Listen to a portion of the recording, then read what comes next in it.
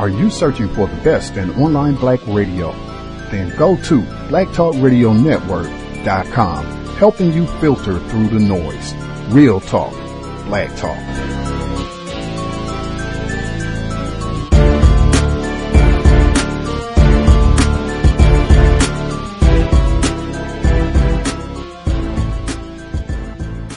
The internet is full of half-truths and all-out lies. We've all seen them, and many people on social media complaining about it. Here's your chance to show and prove. WorldAfropedia.com is a black-owned and operated encyclopedia. There are several thousand articles, but we need help. We can't uncover all the truth ourselves. So please, join us and become a writer, editor, or blogger for WorldAfropedia.com today. Every little bit counts. We owe it to the future generations to put the truth out there. Visit WorldAfropedia.com, the African-centered encyclopedia, a global database of African knowledge for the purpose of bringing about global African wisdom and understanding. WorldAfropedia.com.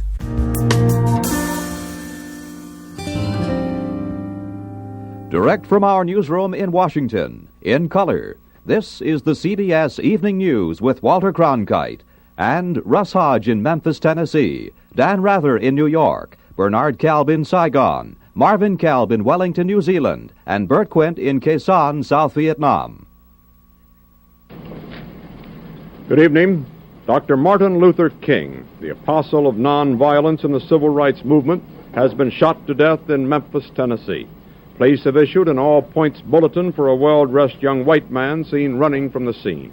Officers also reportedly chased and fired on a radio-equipped car containing 2 white men. Dr. King was standing on the balcony of a second-floor hotel room tonight when, according to a companion, a shot was fired from across the street. In the friend's words, the bullet exploded in his face. Police, who have been keeping a close watch over the Nobel Peace Prize winner because of Memphis' turbulent racial situation, were on the scene almost immediately. They rushed the 39-year-old Negro leader to a hospital where he died of a bullet wound in the neck. Police said they found a high-powered hunting rifle about a block from the hotel, but it was not immediately identified as the murder weapon. Mayor Henry Loeb has reinstated the dusk-to-dawn curfew he imposed on the city last week when a march led by Dr. King erupted in violence. Governor Buford Ellington has called out 4,000 National Guardsmen. And police report that the murder has touched off sporadic acts of violence in a Negro section of the city. In a nationwide television address, President Johnson expressed the nation's shock. America is shocked and saddened by the brutal slaying tonight of Dr. Martin Luther King. I ask every citizen to reject the blind violence that has struck Dr. King, who lived by nonviolence. Dr. King had returned to Memphis only yesterday, determined to prove that he could lead a peaceful mass march in support of striking sanitation workers, most of whom are Negroes. Dr. King had this to say last night about the situation in Memphis. Maybe I could understand the denial of certain basic First Amendment privileges because they haven't committed themselves to that over there. But somewhere I read of the freedom of assembly. Somewhere I read of the freedom of speech. Somewhere I read of the freedom of press. Somewhere I read that the greatness of America is the right to protest for right. There was shock in Harlem tonight when word of Dr. King's murder reached the nation's largest Negro community. Men, women, and children poured into the streets. They appeared dazed. Many were crying. A young Negro said Dr. King didn't really have to go back to Memphis. Maybe he wanted to prove something. Context of White Supremacy.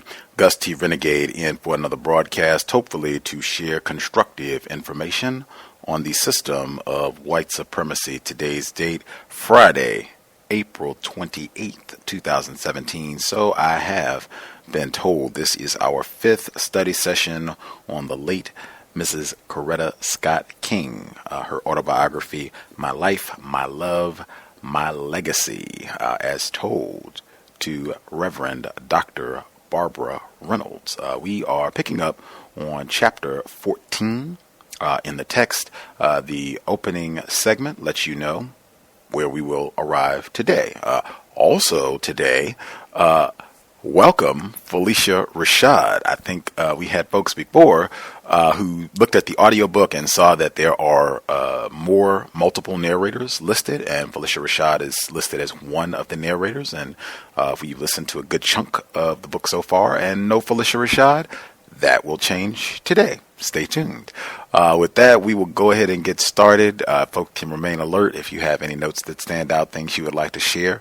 Let's keep our ears open, listen closely, take good notes. Context of White Supremacy, again, Mrs. Coretta Scott King, her autobiography, My Life, My Love, My Legacy, audio segment number 1.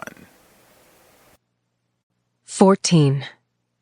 Moral concerns know no geographic boundary.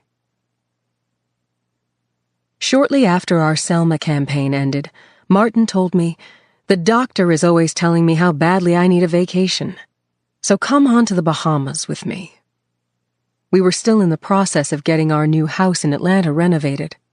We had scheduled the movers months ago. There was no way I could pick up and go as quickly as Martin wanted. "I'm leaving on Sunday," he told me, "and I want you to come at least by Wednesday." So the movers came on Tuesday. My friend Freddie Henderson and I stayed up all night putting up curtains, decorating, and trying to get things in order. We didn't want the house to be a mess when Martin and I returned from the Bahamas. In my mind, I was thinking, how can I get all this done, put everything in place, and still be with Martin? I bet people might be saying, "Oh, look at that woman running after that man." Yet I lived with the terrible reality that our days together were numbered. I knew that sooner rather than later I would not have Martin, and I didn't ever want to feel that Martin had asked me to do something I did not do. I was willing to make whatever sacrifice I could. It was hard, though. That Tuesday night I received only 1 hour of sleep. At the end of the day, I felt as I did the first day I marched in Selma. My legs felt disjointed, like they were coming apart from the hips. And I was so tired. Still, the next morning, I dropped everything anyway and took off, leaving all the unfinished business behind. As an admitted perfectionist, that was difficult for me. Yet it was astonishingly easy for me as Martin's soulmate and wife. We had a lovely and rare getaway to the Bahamas, and when we got home, it was right back to business. In 1965, Martin made a dramatic shift in the movement, from south to north, from the battleground of the Bull Connors and Jim Clarks to the plantation of Chicago's mayor, Richard Daley. In keeping with Martin's style of leadership, which chose to challenge the worst examples and draw them into the public eye, Chicago became the SCLC's next target. Its towering housing projects loomed like upright concentration camps, placing abject black poverty within sight of white opulence. These visuals, combined with the deep despair of many of the impoverished blacks, made the city an ideal challenge. Switching gears proved more difficult than we could have ever imagined. The black community was spread out over such a large area. It was not as tightly knit in the north as it was down home, which meant there were many more factions to pull together. Moreover, we had never gone up against a sophisticated political machine, one much more devious than what we had experienced at home. Martin's primary goal was to prove to naysayers that nonviolence could work in a tough and gritty urban context. His mission was to dramatize the conditions of the black poor, to create an understanding of their plight among the powerful, to equip blacks to change their conditions, and to bring whites and blacks together in a spirit of cooperation. In Chicago, Martin decided to live among the least of them and rent an apartment in the ghetto. I agreed to pack up the kids and move with him, since we did not know how long the campaign would take. Martin arrived in Chicago first in January. I joined him once he'd found an apartment, and we planned to bring the children in at the beginning of the summer. In all my life, I had rarely seen anything like the conditions we faced in Chicago. The level of poverty called to mind our travels through Bombay a few years before. Our apartment on the west side, among the poorest of the poor, was in a dingy building that had no lights in the hall except for a single dim bulb at the head of the stairs. There were no locks on the front door. Drunks came in and used the hallway as a public toilet, so it always smelled of urine. Our apartment was on the 3rd floor up 3 sets of rickety stairs. The old refrigerator didn't work. Neither did the dilapidated gas stove. The heat didn't work, and sometimes it felt as cold inside as out, with temperatures that often dropped below 0 in the winter. As we became friendlier with our neighbors and were invited into their apartments, we learned that as bad as our accommodations were, others had it even worse. On the 3rd floor of one building, we met a family of 10 who were crowded together in a tiny apartment with no heat or running water. I had never seen such depressing conditions, but no matter how miserable we were, we understood that our suffering could not be compared to that of those who lived permanently in the housing projects and had little chance of escaping or improving their lot. Our rent was $80 monthly, which was more than the whites paid in nicer areas in the suburbs. What exploitation! Poor blacks were trapped in a vicious cycle. Redlining by white real estate agents and selective covenants restricted them to concrete ghettos where education, medical services, and transportation were grossly limited. Few educational options led to unemployment, which in turn forced many blacks to opt for welfare to feed their families. Those on aid could not own property, not even an automobile. This policy ultimately confined the trapped ghetto dwellers to jobs near their homes, limited though they were. Prices for food and clothing around the ghetto were also hiked up, intensifying the financial exploitation and ensuring the confinement of project residents to the bottom rung. Our children's arrival was delayed when James Meredith, who had been the first black student to integrate the University of Mississippi, was shot and wounded by a white man during a march in Mississippi. Martin flew to Memphis to see James in a hospital there. Then Martin and Stokely Carmichael and a number of others restarted James's march from the spot where he had been shot. When they reached Tougaloo, Mississippi, 15,000 black people were gathered there, the largest such gathering in Mississippi history. Yoki and Marty and I joined Martin to march from Tougaloo to Jackson. James Meredith had recovered enough to join us as well. After that march, we took all 4 children up to Chicago with us. We had some furniture by then, some bought second-hand and other pieces that had been donated. Although we lived as simply as we could back in Atlanta, our way of life in the South was totally different from life in the ghetto that summer. There was nothing for the children to do except go outside the apartment building and play in the black dirt.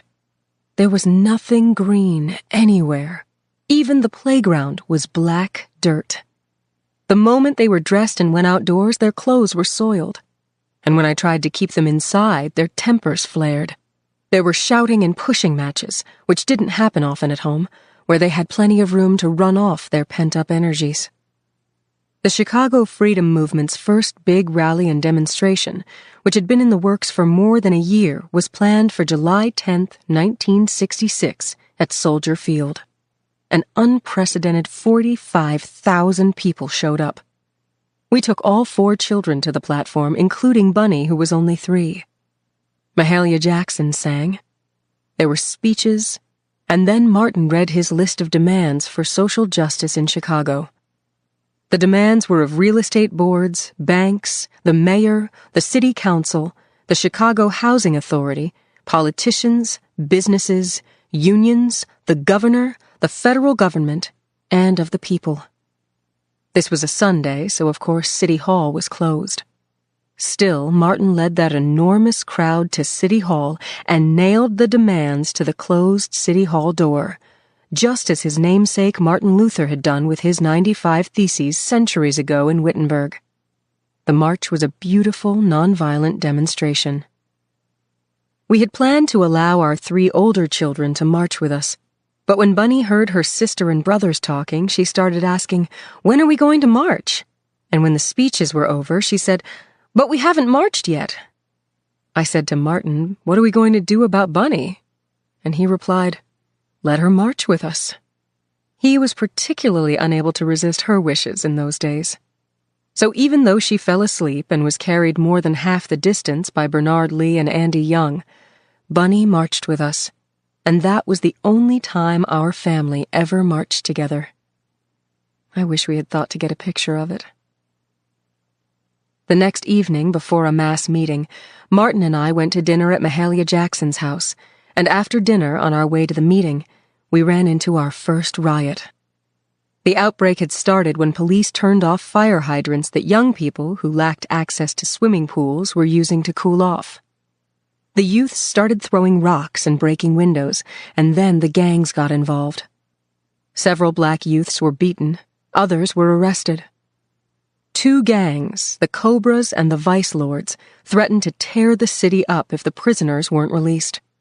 Martin, Andy Young, Bernard Lee, Mahalia, and I all went to the police station, and Martin persuaded the authorities to let us post bail. That night, angry crowds milled in the streets. SCLC staff were out all night trying to calm things down. Our children were safe on the other side of town visiting some friends of ours, which enabled me to be out on the streets for most of the night with Martin. The next day at noon, I addressed a women's meeting at the YWCA on the predominantly white North Side. I had been up nearly all night and was depressed, depleted, and completely exhausted. I proposed that 100 women sign and send a telegram to Mayor Daley supporting Martin's proposals. Initially, some were reticent about signing because their husbands held jobs with the city. I pushed the point, saying, "What are you afraid of? The time has come when we have to make a decision and make a choice." After that, they signed the telegram. They also decided to form a permanent organization called Women Mobilized for Change. It was an integrated group and eventually grew to 1,000 members. That night, our whole family stayed with Mahalia, and the day after that, the children and I returned to our apartment.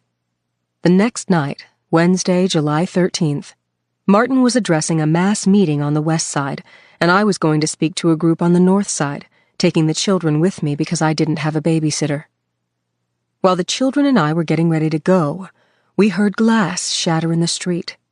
The children, who were looking out the window, saw some boys breaking a plate glass shop window and shouting, "Black Power." That was when it hit us. We were in the middle of a riot. People arrived to take us to the meeting on the north side. I was addressing the group, with the children, including an overtired and restless Bunny, on the platform alongside me, when I was interrupted by someone saying there was an emergency call from Martin, who had heard about the rioting near our apartment and was worried about us. He and I promised to stay in frequent communication by telephone, and I took the children back to the slum apartment that night.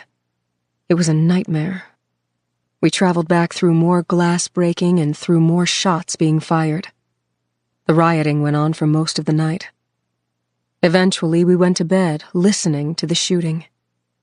Needless to say, it was a frightening experience. Soon after the rioting ended, I took the children back to Atlanta. As a family, we had spent only a few weeks in Chicago.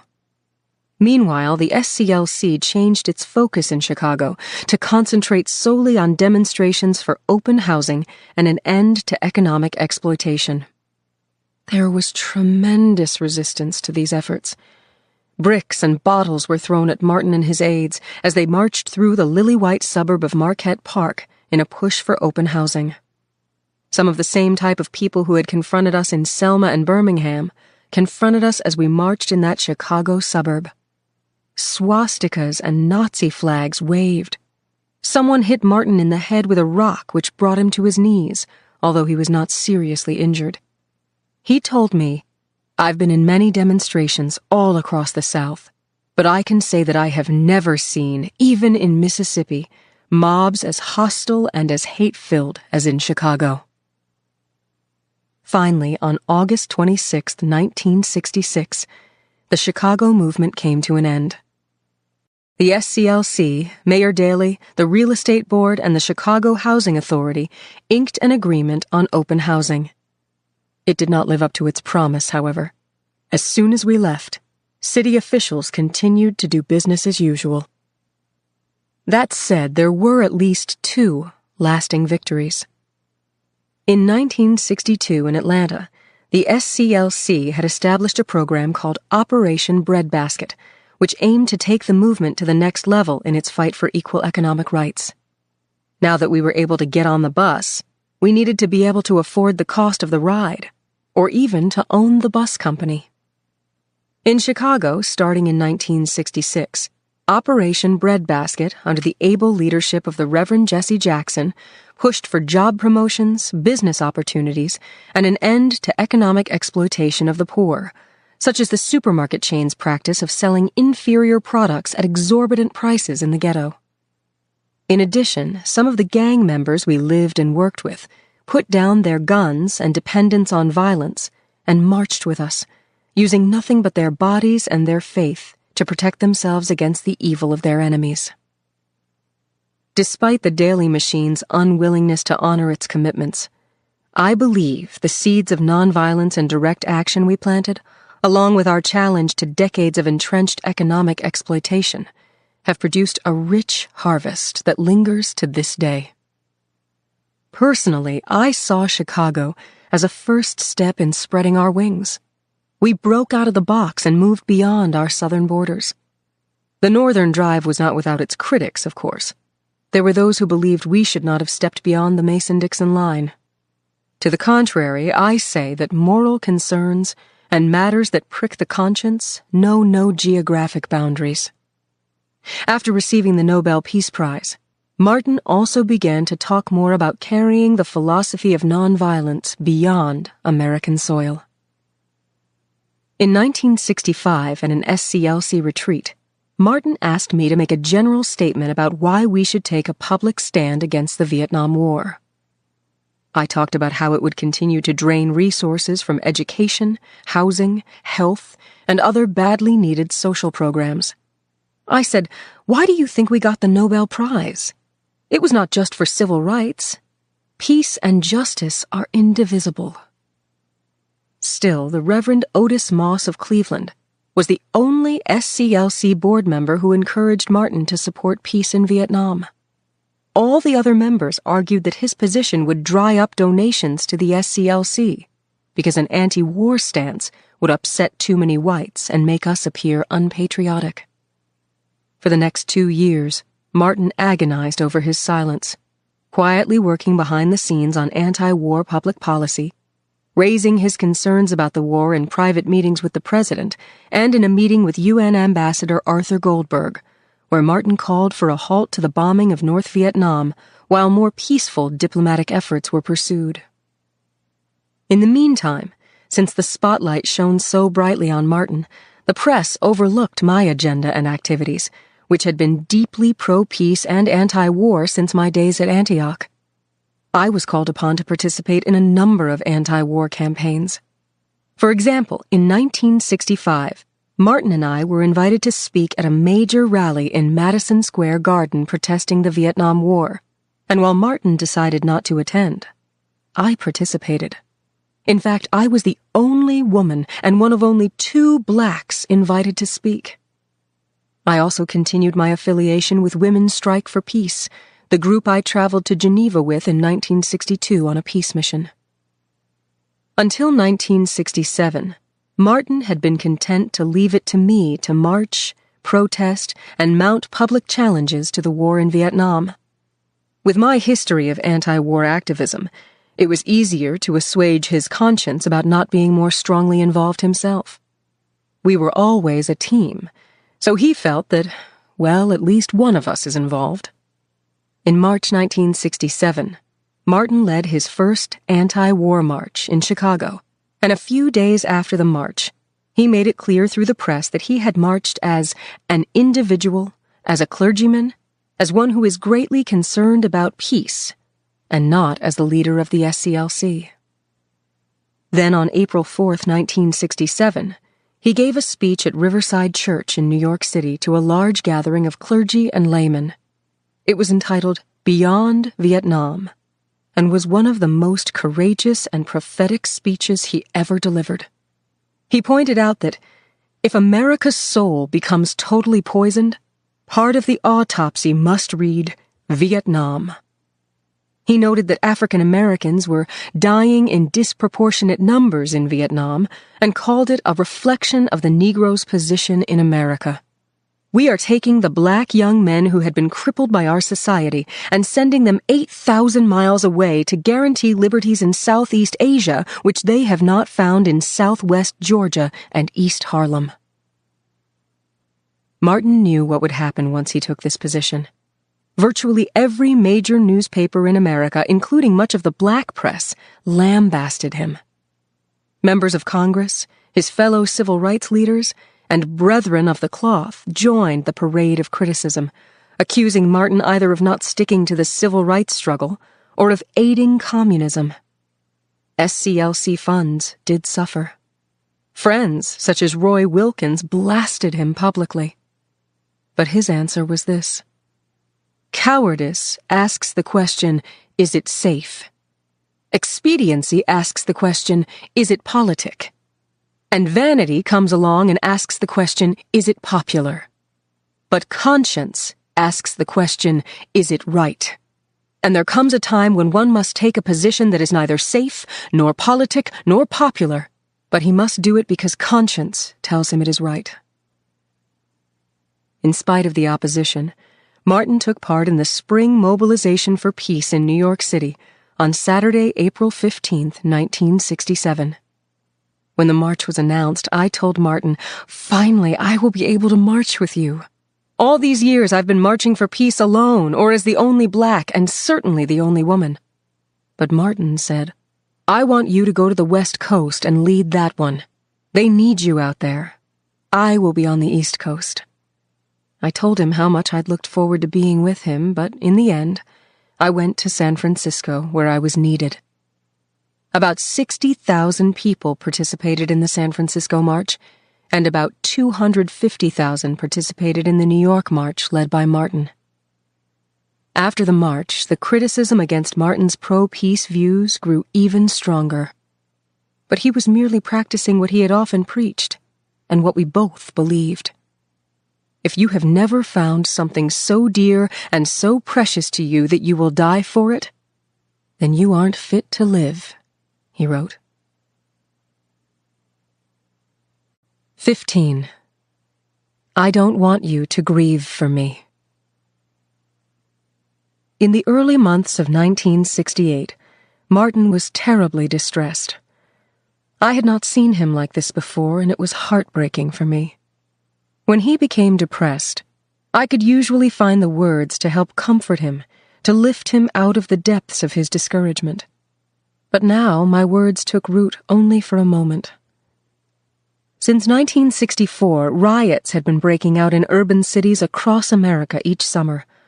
Harlem and Rochester and Philadelphia in 1964, Watts in 1965, 7 major riots across the country in 1966, and then in 1967, 159 race riots across the country.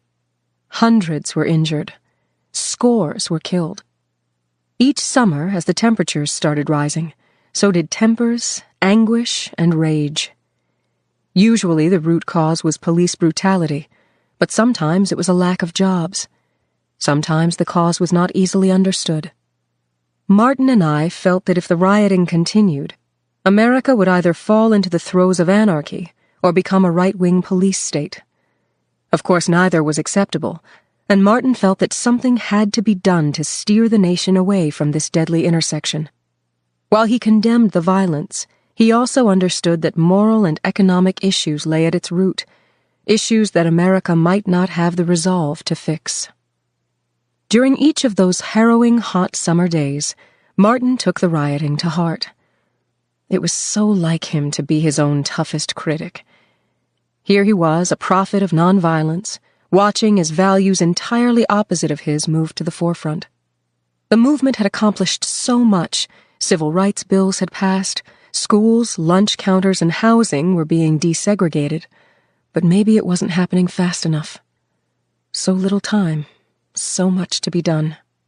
If the riots continued, there would be only more bloodshed, and Martin worried that people would give up on nonviolent protest and direct action campaigns in response. In those times of desperation, I prayed for him. I kept trying to find the right words, ones that would help him see past the cities in flames and connect with the millions of people who had faith in him and were convinced he was their best hope. When I could make him stop in his tracks and look at me, I would hold him and say, "I believe in you." I would see the spark coming back into his face, but still, he agonized. Not only did he agonize, he was haunted. Martin was haunted by the faces of poverty that he had seen in rural Mississippi and in the ghettos of Chicago. He had left Chicago, but Chicago wouldn't leave him. Far too often he had seen little children with clothes too skimpy to protect them from the city's harsh winds. A closer look revealed mucus in the corners of their eyes, a reminder that although they were surrounded by some of the finest medical centers in the world, vitamins and flu shots were luxuries their families could ill afford. Martin had seen an apartment where rats attacked a baby in his crib, a scene that spoke to the flimsy, filthy housing conditions in a state we like to call Up South. In Mississippi, too, Martin replayed searing images in his mind. Ill-clad children sitting in one-room schoolhouses without books or lunches, malnourished in a state where corporate farmers were receiving billions not to plant food or cotton. The problems of the poor were invisible. Out of sight, out of mind. Martin wanted to make the plight of those in the lower classes visible to the world. He wanted to dramatize the hidden face of American poverty. We believed that just as segregation was immoral in a democracy, poverty was immoral in a nation as wealthy as the United States. Fortunately, as Martin and the SCLC were mulling over the issues of the poor, Marion Wright, later Edelman, founder and president of the Children's Defense Fund, helped Martin make a way out of no way, as the gospel lyrics promise. Wright, an attorney, was director of the NAACP Legal Defense Fund in Mississippi. She visited Martin in his Atlanta office, bringing with her 4 black farmhands, men who had been jobless since the government farm programs began paying farmers not to grow crops. Wright proposed that Martin and other religious and labor leaders lead a protest in Washington with a sit-in and fast at the office of the Secretary of Labor, W. Willard Wirtz. The plan was to protest until the problems of the chronically unemployed were addressed. As Martin and the SCLC mulled Wright's proposal, the fast and sit-in were thrown out, but the concept of dramatizing the extent of poverty in America seemed workable. The effort would be called the Poor People's Campaign. It would not be solely about blacks, but would include Puerto Ricans, Native Americans, Mexicans, and poor whites. The prospect of establishing a rainbow coalition that could eventually see beyond racism and challenge the systems that demeaned all persons excited Martin. The overall objectives were economic security, decent sanitary housing, and quality education for every American. The planning team decided to focus on 10 cities and 5 rural areas. Martin threw himself into these efforts. It was not unusual for me to awaken before daybreak and see him at his desk, deep in thought, or scribbling notes on a yellow legal pad. I knew he was getting little sleep, but he seemed like a man with no time to rest. It was as if he were racing against a clock, one that was ticking off precious minutes all the while. The faster he ran, the faster the clock. Martin performed as if a great force were driving him onward, forcing him to find solutions to the problems that tormented him before time ran out. He and I both felt tragedy moving swiftly toward us. It was a sensation I'd had for years, but it had recently become more intense. Ever since the Montgomery bus boycott, the heat of terrorism had been bearing down, stalking us. It felt like just yesterday that terrorists bombed my front porch with me and our baby Yoki in the house. I suffered through Martin being jailed, through his being taken, handcuffed and chained in the back seat of a police car down dark Georgia roads, places where black men and women had no doubt been lynched. I had answered countless phone calls to hear someone threatening to kill Martin, me, and our family. We knew that FBI Director J. Edgar Hoover had labeled my husband a public enemy, a threat to the United States of America. How could we not know we were living on borrowed moments? Death was something that neither of us welcomed, but it did not paralyze us either. Guided by the writings of the Apostle Paul and the life of Jesus, we knew that Christians are often called by God to participate not only in the victory of a risen Christ, but in his agony and his suffering. Martin sometimes even placed himself in the historical context of Jesus, especially when he said he would be crucified for his beliefs. As he told me, "If I am crucified, remember to say, he died to make men free." He also told me, "I probably don't have a long life ahead of me, but if I die, I don't want you to spend your time grieving. You go on and live a normal life." In an effort to build support for the Poor People's Campaign, Martin went on a series of what we called people-to-people tours to recruit poor persons from across the nation for a peaceful demonstration to be held that summer in Washington, D.C. Everywhere he traveled, people came in large numbers to hear him and to pledge their support. Martin also came up with the novel idea of having a lowly mule train go from Marks, Mississippi, which was in Quitman, the poorest county in America, to the nation's capital. I thought the campaign was actually the most difficult project the SCLC had ever attempted to organize. Instead of mobilizing a city, we were mobilizing a nation. There was scarcely a power center that our campaign would not touch. On March 10, 1968, I went to the press conference at Atlanta's Pascal's Motor Hotel, at which the Poor People's Campaign officially launched. In January, I'd had surgery to remove fibroid tumors. I was supposed to recuperate and stay off my feet for about 3 months, but I felt an urgent need to press on and attend the news conference regardless, and to continue my efforts to personally record and document important events. Leaders of about 70 non-black groups representing Puerto Ricans, Mexicans, Native Americans from reservations, and poor Appalachian whites were at the press conference that day, countering the criticism that we were planning an all-black crusade against the economic power structures of America. Cesar Chavez, the co-founder of United Farm Workers, was ailing and sent a representative.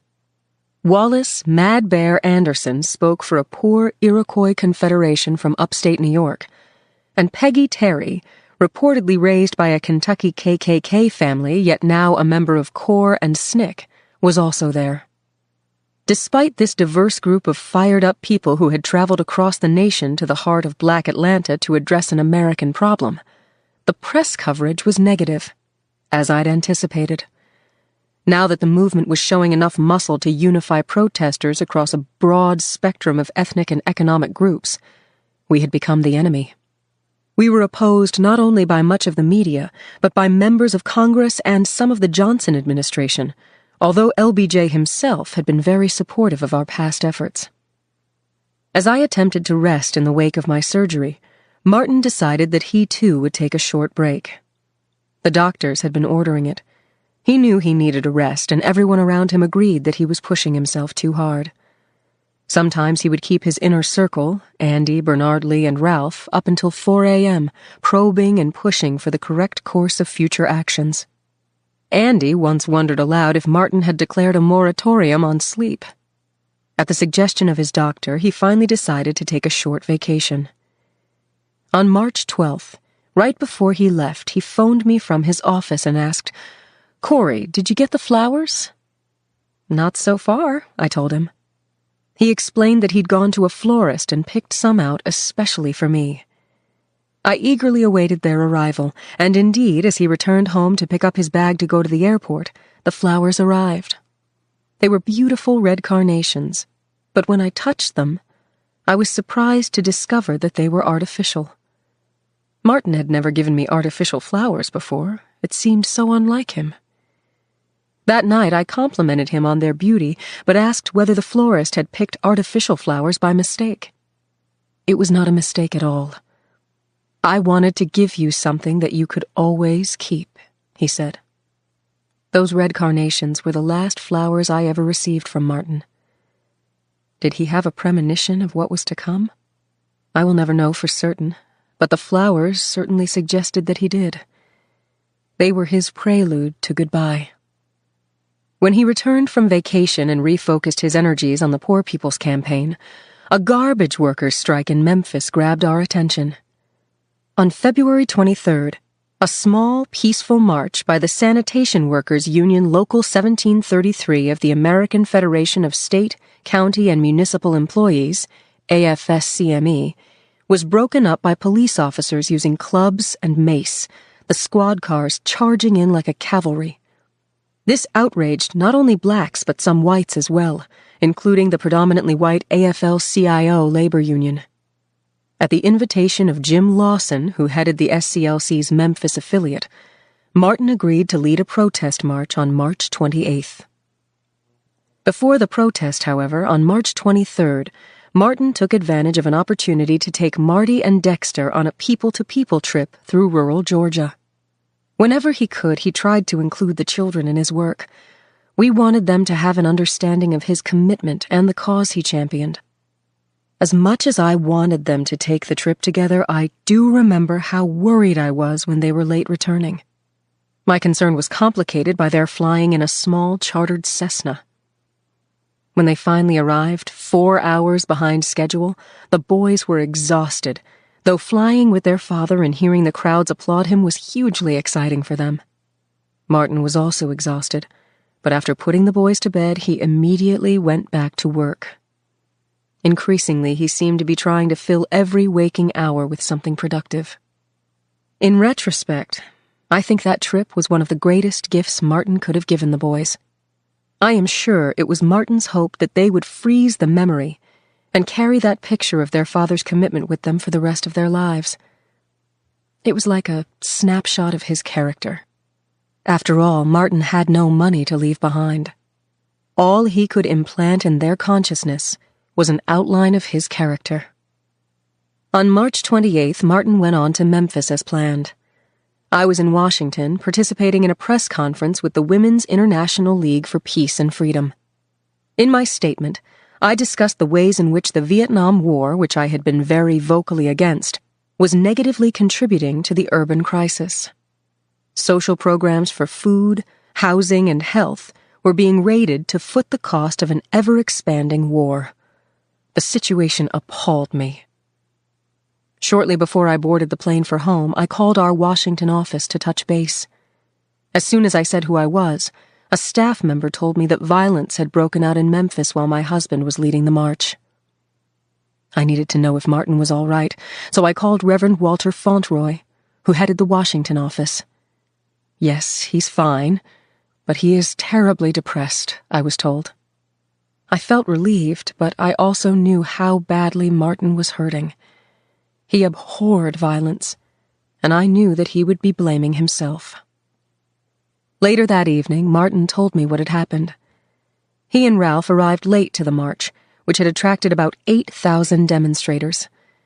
The unrest had already started when they arrived, and almost immediately Martin sensed that something was wrong. His staff had not taken time to perform the nonviolence workshops that customarily preceded a march, and he saw Black Power signs scattered throughout the crowd. There was no proper lineup, and Martin told me he could sense a lack of discipline. As it turned out, things were worse than he thought. Some of the younger black nationalists from a group called the Invaders had threatened to tear the place up if their agenda did not receive immediate attention. Martin said he soon heard the sound of breaking glass, followed by shouts and screams. In the distance came the sound of sirens. People were running in all directions. Martin said he yelled to Lawson to cut off the march because it had turned violent. Ralph, Martin, and Bernard Lee were spirited away by a black woman driving a Pontiac. She took them to a Holiday Inn near the Mississippi River. When Martin turned on the nightly news, he saw that the scene was pandemonium, a mini riot. As I'd guessed, Martin was extremely despondent. "I feel responsible," he told me. "This is terrible. I can see the headlines now. Now we will never get people to believe in nonviolence." The national press was unrelenting in its berating of Martin for the violence, and in its declarations that the era of nonviolence had ended. An editorial in the Memphis Commercial Appeal stated flatly, "King's pose as the leader of a nonviolent movement has been shattered."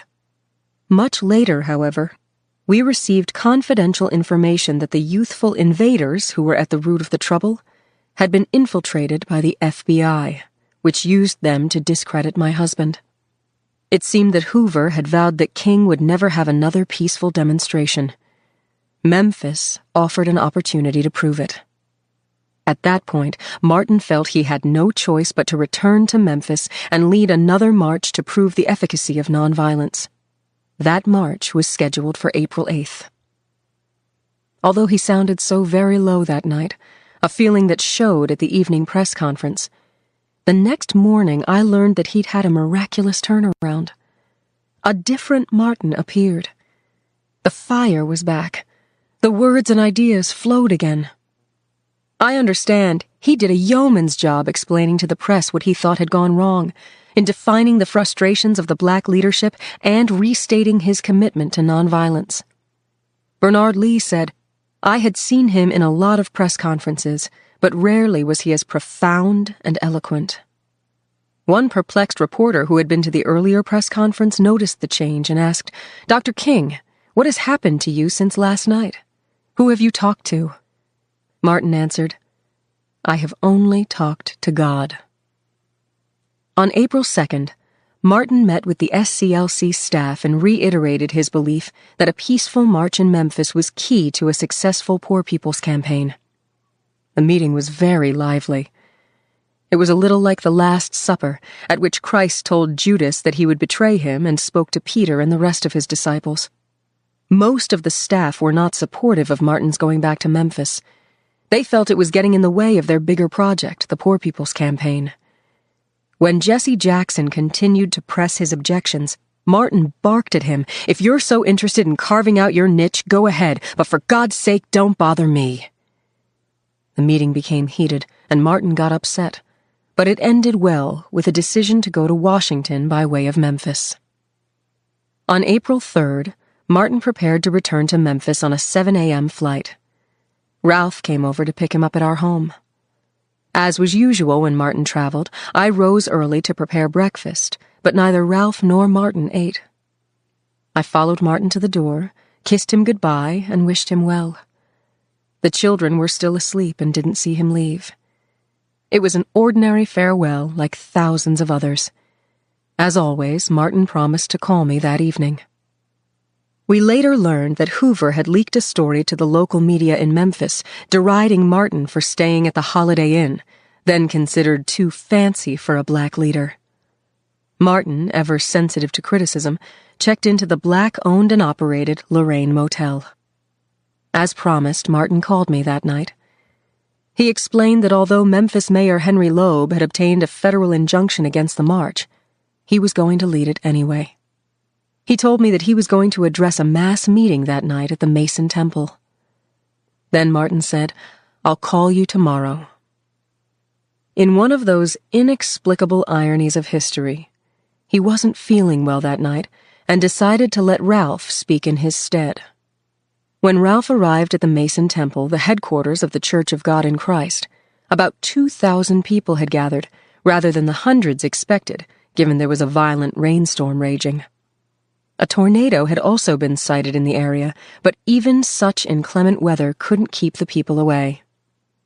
The congregation was cordial, but Ralph sensed they were hungry for Martin. He called him at the hotel and explained the situation, asking Martin to come and address the waiting crowd. My husband's entrance in the giant hall at Mason Temple created tremendous excitement. Cheers and applause rang out as he walked in the door and down the aisle to the pulpit. Instead of the standard introduction, Ralph took the time to do a lengthy, rather unique summation of Martin's life, from birth to his present involvement in Memphis. Then all eyes focused on Martin, and he spoke for nearly 2 hours without notes. He gave his "I've been to the mountaintop" speech, which hit such high notes of oratory prowess that it can be compared to Lincoln's Gettysburg Address or the farewell address of George Washington.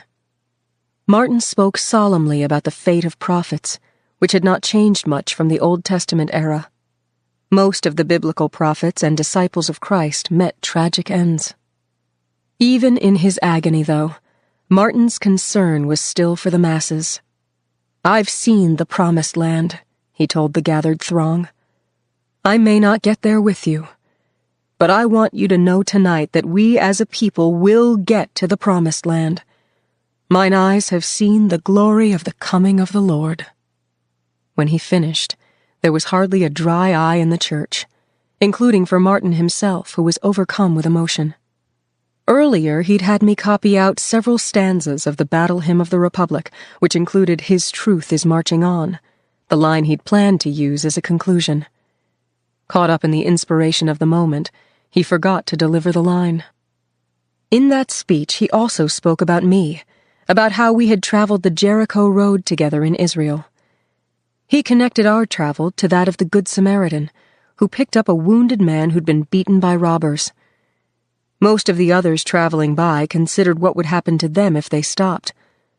But the Good Samaritan asked, "What will happen to him, the wounded man, if I don't stop?" Martin said that this was the question we must ask when considering the plights of others, like the striking sanitation workers. What will happen if we don't stop to help them? Better than anyone else, Martin knew what those who loved him could not bear to contemplate, that his time on earth was not long. Without being morbid, he tried to prepare his family, his friends, and his congregation. On February 4th, 1968, at Ebenezer, he had preached The Drum Major Instinct, a sermon that had always seemed to me the most fitting eulogy for him. In those days, the SCLC had a national radio station that broadcast the speech, and I had a staff member make me a copy. One evening, my sister Edith and I settled back in my home to listen to it. When we reached the part in the tape at which Martin talked about his funeral, Edith, who loved Martin dearly, shook her head. "Corey," she whispered, "Martin is definitely not going to be with us long." Usually I was quick with an optimistic retort. This time it seemed I had run out of words of hope. I did not answer my sister. I merely pretended not to hear. On the afternoon of April 4th, I took Yolanda shopping for an Easter dress, having bought the boys Easter suits the Friday before. I had not been home very long when the telephone in my bedroom rang. It was 7:08 p.m. For most of our married lives, Martin and I knew that one day there would be a scene like this, a moment that would take one or both of us away from the other forever. But no matter how many times you rehearse it, it never feels real until it happens. The caller was Jesse Jackson. "Coretta, you had better take the next thing smoking. Doc has been shot." Context of White Supremacy, Gus T Renegade, in for another broadcast, hopefully to share constructive information on the system of white supremacy. This is audio segment number 1 of Coretta Scott King's autobiography, My Life, My Love, My Legacy. If you have thoughts, observations, questions that you would like to share, the number to dial 641-715-3640. The code 564-943#. Press *6 if you would like to participate. That number again, 641-715-3640. The code 564-943#. Press *6 if you would like to participate. If you do not want to use your phone, you can use the free VoIP line to dial in. That is linked. The address you need, it's linked at Black Talk Radio Network. If you need the address, it is tinycc.com/.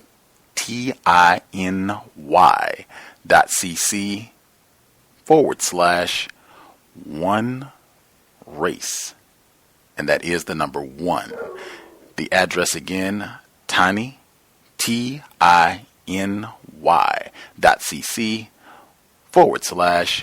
/1 race. And that is the number 1. When you put in that address, click the link on the left of the page. It'll say free vote line.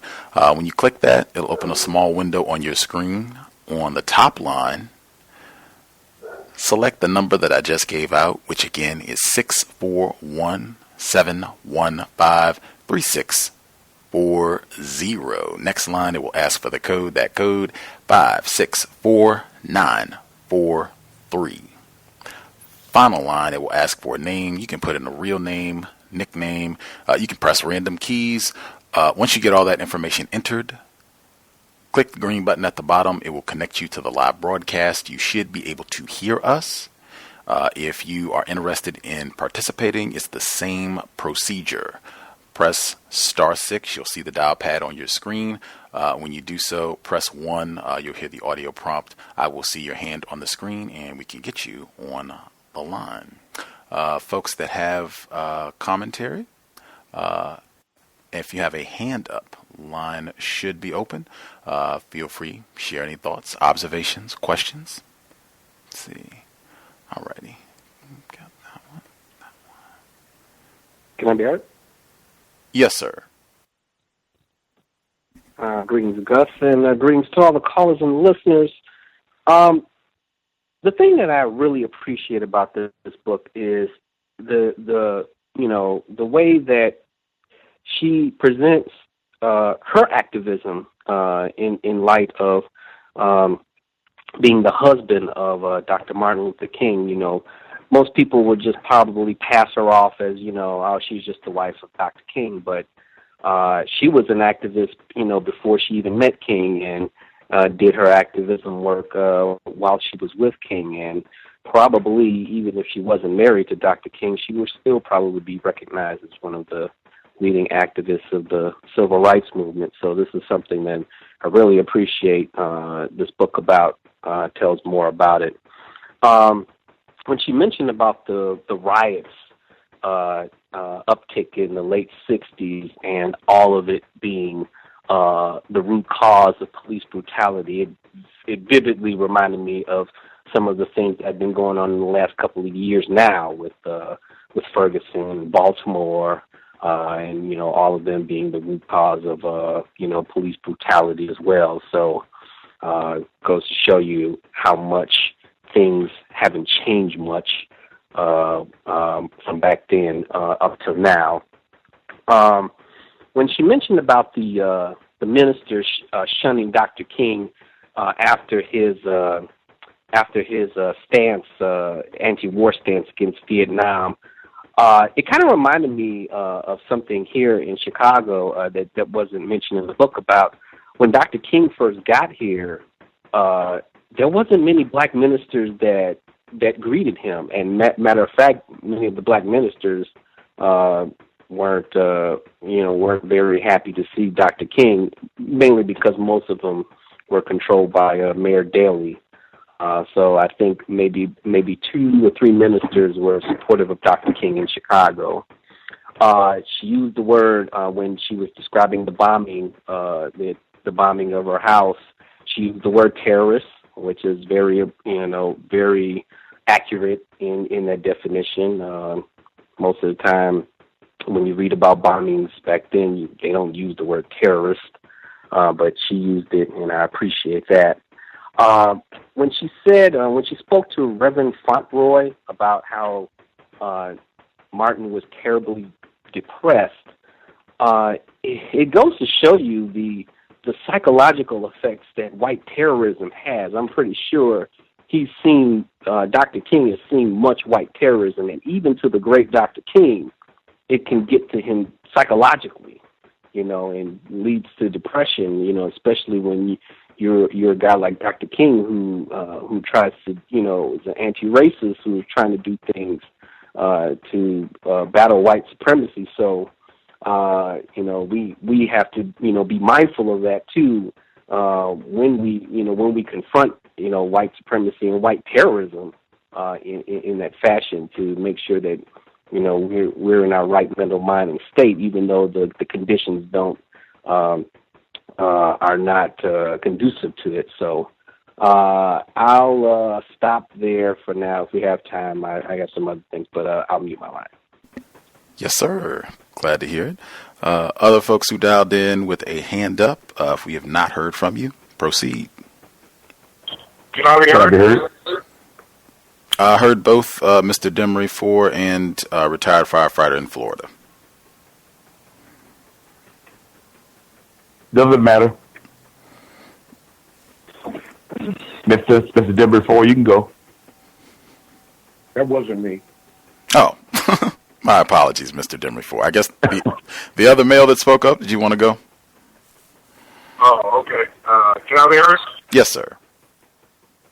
Thank you. Greetings, everybody. 2812 from Virginia. Wow. I don't even know where to begin. When Miss King was talking about the conditions of Chicago and the poverty and the pissy stairway, I grew up in New York City. I did not grow up in the projects, but I have many acquaintances that did.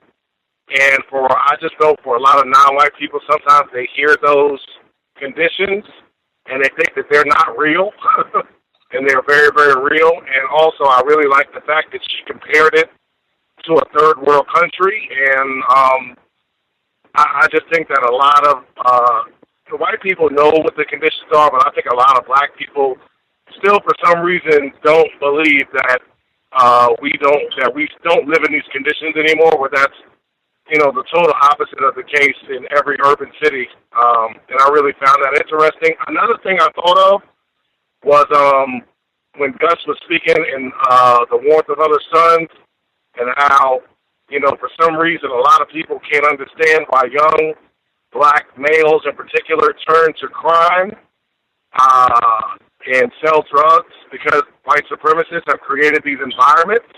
I immediately thought about what Ms. King was talking about with her own children, and how when she put them in that environment, they got very angry, and she said she's never seen them behave that way.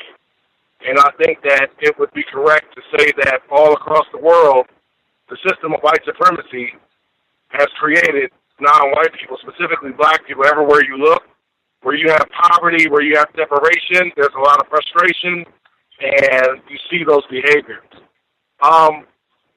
The last thing is, just hearing her talk about her relationship with her husband, it made me even shed a little tear.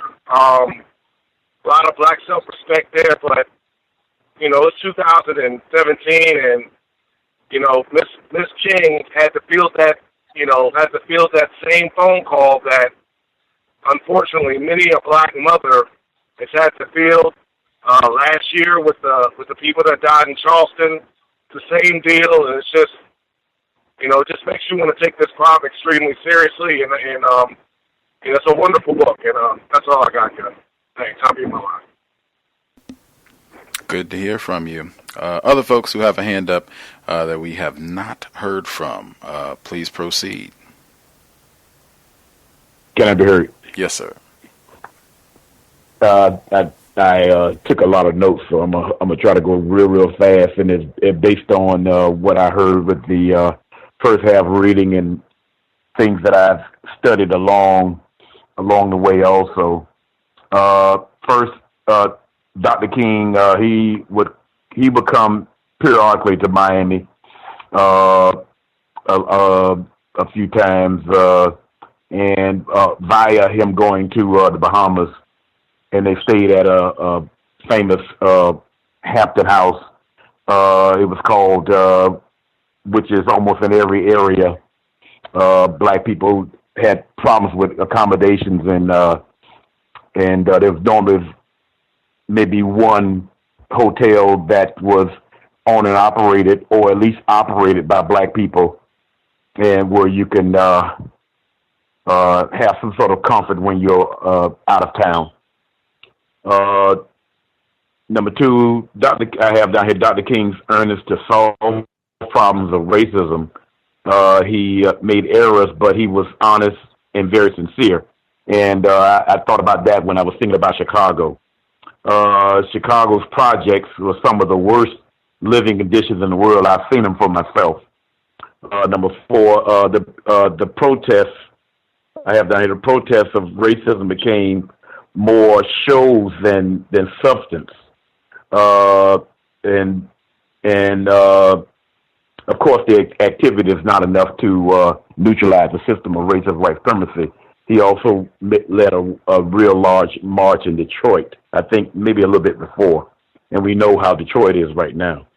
I'm not blaming it on him. I'm just stating the fact about, these large protests that seems to still have non-white black people especially, interested in to be around a whole lot of people. I got down here, I would indeed think that white women were not in support of Mrs. King and counter racism, especially with housing, especially in Chicago. And I have down here also, Mayor Daley did not budge on significant issues facing black people that I know of, unless somebody can tell me something different. I would say that although this is an autobiography, for the most part, just about in every paragraph, she mentions about her husband. Maybe she feels she has to. I don't know, but she does mention herself, but she also mentions her husband in almost every paragraph. The speech at Riverside was, in my opinion, his most poignant speech on racism, white supremacy, and that doubled with his ability to influence victims of racism may have increased the plan to kill him. I think I have down here a lot of black youth respected Dr. King for his honesty and his courage, but he did, in my opinion, he did not influence a lot of black youth after 1964. When he started going in the north as well as even out west. He was out there at one point in time at Watts, and it was like I guess because maybe the age factor or something like that. It could have been that, or they just wasn't feeling Dr. King. But they respected him for his sincerity and courage. I believe today's technology would have made their marriage a lot more tougher than what it actually was, based on how the FBI and their technology back during that time and the technology that they have now. Some of the things that we learned about and read about 30, 40 years after the fact probably be on ABC News, that sort of thing. And that would have made it very, very, very tough on Mrs. King and her family. The lesbians and the homosexuals adopted the Rainbow Coalition. They called themselves Rainbow something. I can't think, but I suspect that they adopted it from non-white black people's effort to solve the problem of racism and white supremacy. I admire Mrs. King also for her courage and her patience. That's what comes to my mind when I think of her, how very patient she was. And her courage, of course, because just about every danger that her husband went through, in a lot of cases, she also was in the same dangerous environment. If not, somebody would have came at her, because that happens a lot to damage a person. They may not damage that person personally. They may go at somebody that they really care about. So she should be identified for having same amount of courage. Mrs. King said the white union members were in support of the black garbage collectors. But I have down here, but it wasn't enough to overpower the practice of the Memphis mayor, the racist practice of the Memphis mayor, and even the salaries amongst the workers. These were some of the exact problems on why they did walk off the job, and also the ability to neutralize. Basically, that's the sum of it: neutralize racist white supremacy. The Lorraine Hotel I have down here was equivalent, like I said, to the Hampton House. Dr. King and the Battle Hymn of Republic, he did use it in the Selma to Montgomery speech, which probably was his most rousing speech that I can think of, and that's what he quoted in the last part of that speech. And last but not least, I can remember what I was doing when Dr. King, when it was announced that he was shot. We were eating dinner at the time. I was in the 5th grade. And that's all I have for right now. Thank you. Appreciate that, retired firefighter. Other folks that we have not heard from at all. If you have commentary, proceed. Yes. Can I be heard? I heard Mr. Demry-Ford and the other male caller as well. Go ahead, Mr. Demry-Ford. Okay, thank you. Mr. Demry-Ford here. Greetings to Gus, the other callers and listeners. In chapter 14, starting out, she was talking about their trip that they took to the Bahamas and taking a mental holiday because fighting white supremacy produces stress on black people, and it's important that we take some time out to replenish ourselves and to maintain our mental stability. She also spoke about them moving to Chicago and renting an apartment. And she used the phrase, among the least of them. I think that was probably taken from, a phrase taken from the Bible. It's a lot of religious references in our book. But living on the 3rd floor, having to walk up those stairs, no heat, people urinating in the hallways, and paying at that time $80 in rent, which was quite a bit of money, probably be equivalent to, let's say 800 or 1,000 now. But it was more than what the whites were paying in better areas. And then not letting whites off the hook, a lot of them were the landlords, the Jewish and other whites owns those buildings and let them deteriorate because they just didn't care. There was a mention of James Meredith being shot and the speech his at Soldier Field. It was a freedom rally, where he was asking for open housing, quality transportation jobs, tenant rights, all these very important issues. And a demand list was made and put on the door of City Hall. And like the firefighter said earlier, Mayor Daley, although they came to some compromise, they never fulfilled any of those promises that they made.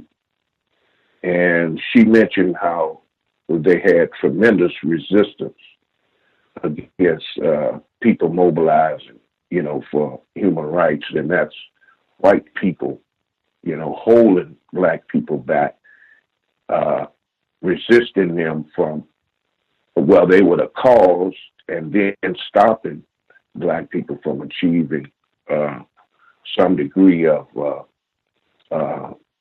human rights. She spoke about the race riots in all of the major cities.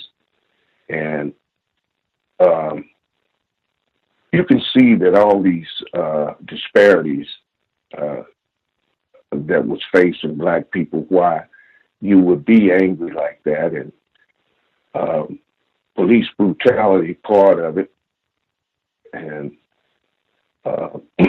I think that, all of that violence and race riots was probably responsible for the Civil Rights Bill getting passed more so than peaceful marches.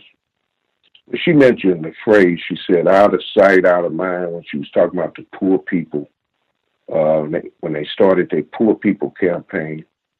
And that would be, I would take that phrase as if the way whites viewed black poverty. Of course, they're not there. They don't care whether you're starving to death, you don't have a job, rats is in baby cribs, they could care less.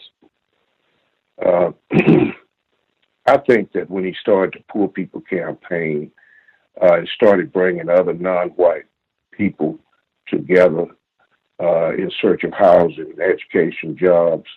That probably accelerated his demise even as much or maybe even more than the Vietnam, the protests against the war in Vietnam.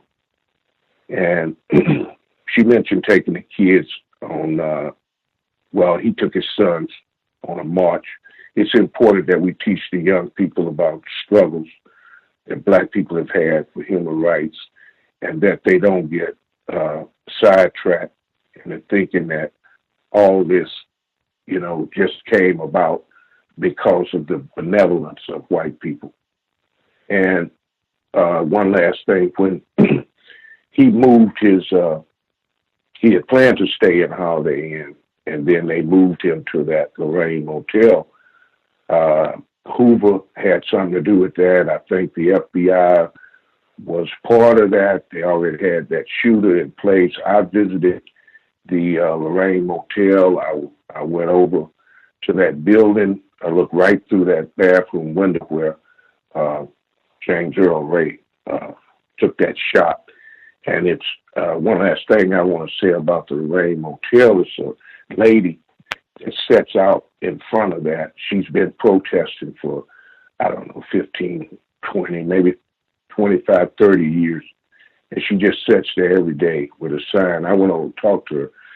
And, I guess with everything that's going on, the only thing I could get out of it, she does not like the fact that they've turned all this into some type of profit, enterprise where they got everything that James Earl Ray wore, his car, his suit, his underwear, everything is in this museum. And it's just, I don't know, it seems to be overkill to me, but I'll mute my line on that. Thanks, Gus, for taking the call. For sure. Other folks that we have not heard from at all, if you have a hand up, commentary you would like to share, feel free. Can I be heard? Yes, sir. Yes, greetings, Gus, the rest of the callers and the listeners. This is Jay out in New York. Still a great read. This book has actually really, my thought process around Dr. Martin Luther King and the whole movement was very different, kind of coming in from how I learned about it in school.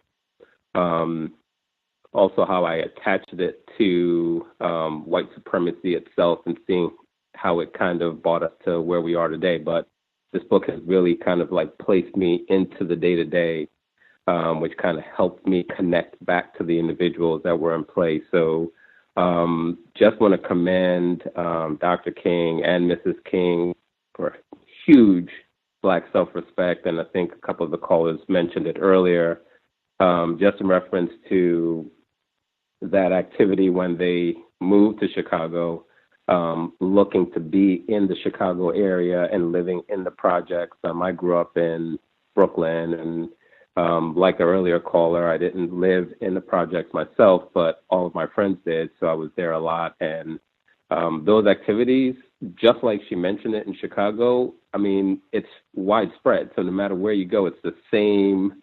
It's like a staple, no matter what project area that you go into. So to live there themselves, and then as an attempted parent to take their kids there and have their kids experience that, knowing that their kids had the comfort of, being in the South and the outdoors, definitely speaks to their wanting to be a part of that movement. And as she mentions a lot in the book, that they wanted the kids to be a part of that movement with them. Really, I would just say just tons of Black self-respect in reference to that. And also just seeing how things continue to be the same way today. So when the white folks are ready to change those conditions of these areas, they gentrify, and these same locations that were just deplorable turn into these great areas that have every aspect of luxury that you could think of within a 6 to 8 month period. So just amazing how things that are talked about during that time frame, as we look at it today, really remains just the same. On page 147, I'm just going to read the quick little paragraph here. That said, there were at least 2 lasting victories. In 1962, in Atlanta, the SCLC had established a program called Operation Breadbasket, which aimed to take the movement to the next level in the fight for equal economic rights. Now that we were able to get on the bus, we needed to be able to afford the cost to ride the bus, or even to own the bus company. One thing that I've continually heard, and when I listen to the movement, they don't speak about companies, and Dr. Claude Anderson speaks about this all the time in his lectures. His family owned a bus company, and I think they had like multiple lines running in the South. And one of the things he always speaks about is the fact that the bus boycott, after that, they were forced out of business because all of the non-white patrons preferred to ride the white-owned buses after the movement. And I kind of liken that to what's happening today, that there's this economic push to get over the hurdle. Once we get over the hurdle, it's going in, and no matter what the treatment is coming from the white individuals, we're going to still patronize and let our communities kind of fall into this area of not being able to sustain itself. So looking at how the connection even during that period, and it also brings a connection to, is that why they allowed that to happen, in terms of having that movement pushed to that level, because they do speak about, as Mr. Demery Ford mentioned, that there are certain things that they penned in ink to go through and nothing changed and it was business as usual, but the things that they wanted to make change, like the bus boycott and things of that nature, they did, but they benefited from it by making money off of the non-white. So just putting a lot of things together and really finding it informative. So that's all I have for now. I'll mute my line. Right on. Other folks that dialed in who have a hand up, did you have commentary? Can I be heard? Yes, ma'am. Oh, hi, thank you. I really like the book. I'm glad I tuned in. I like the part where they talked about Hoover not liking him too, or Coretta Scott, and how he really made this big deal as if he was a main threat and a number one terrorist. Called him a communist because I watched some programs on Netflix about American history, and they were, if you just look in his face, he was just real adamant. It's just like that was a main problem.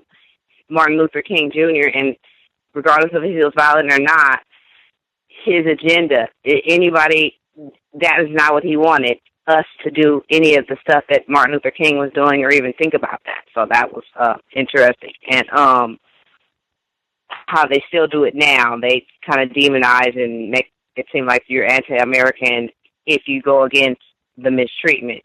And with Coretta having the fibroid tumors, and then it made me think back to medical apartheid and the Henrietta Act, and what do they really do with our cells when they tell us that we have fibroids, and because that's a lot, and then they take your uterus, and we know about Henrietta Lack, but how many others have they done and not told us that they're living? And they take a lot of our uteruses or fibroids and all that. They do it.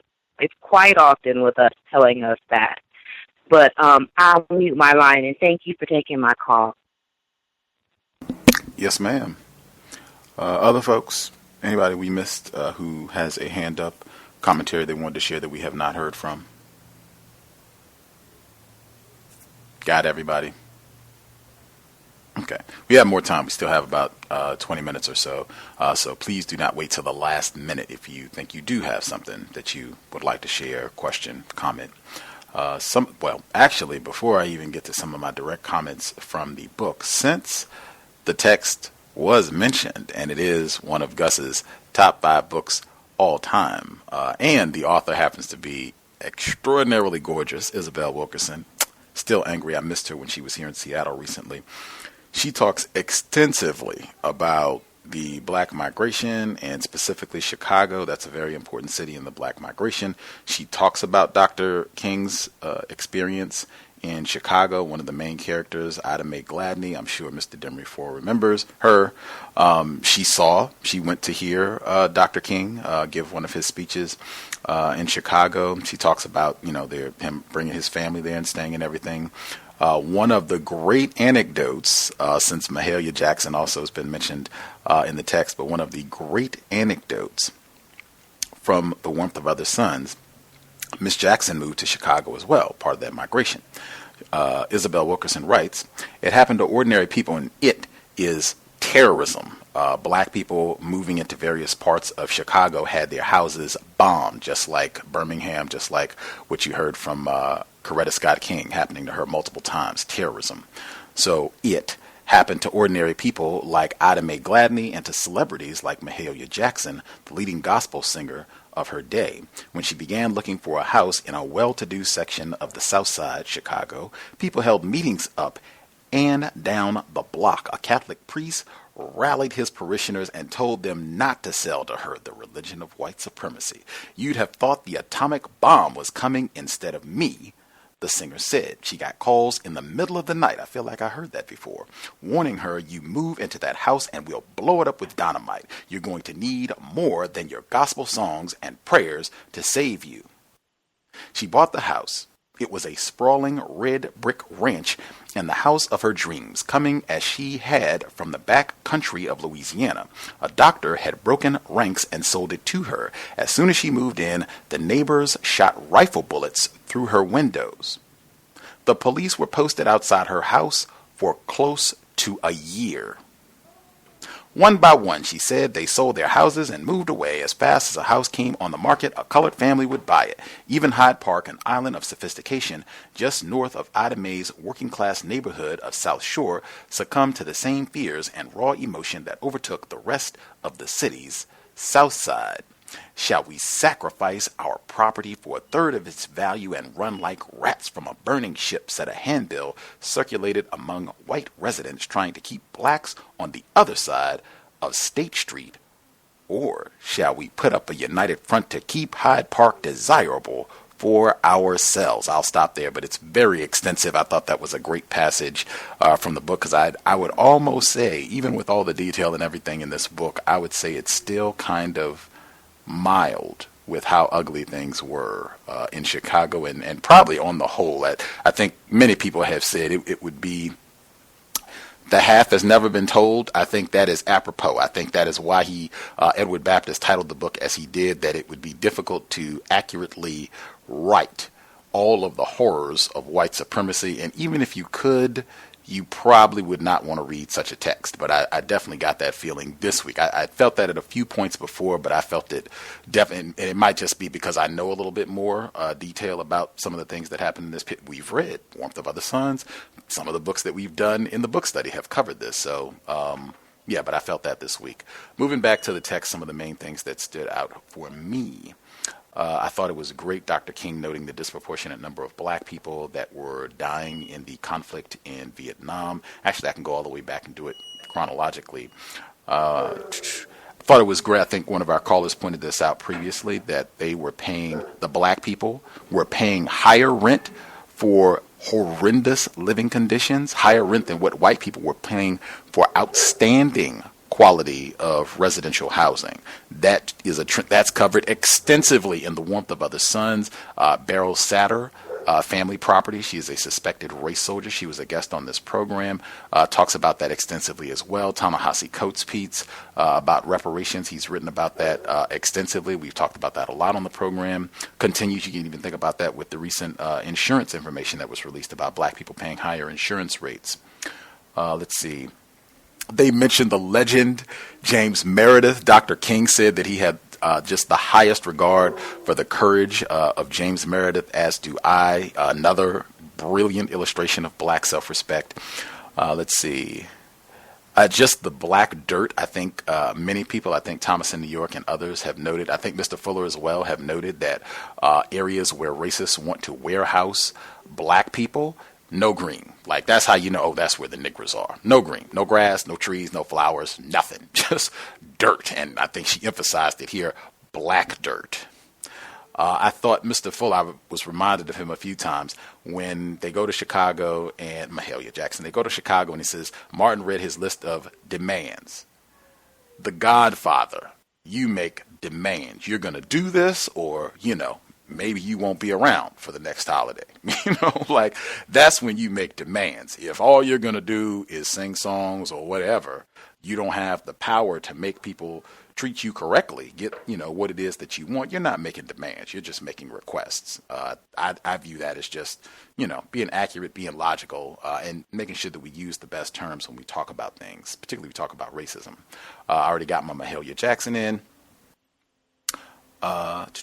I thought it was really important when she was talking about they were trying to get their petition together, and she said initially some were reticent about signing because their husbands held jobs with the city. Oh man, you will run into that a lot even in 2017.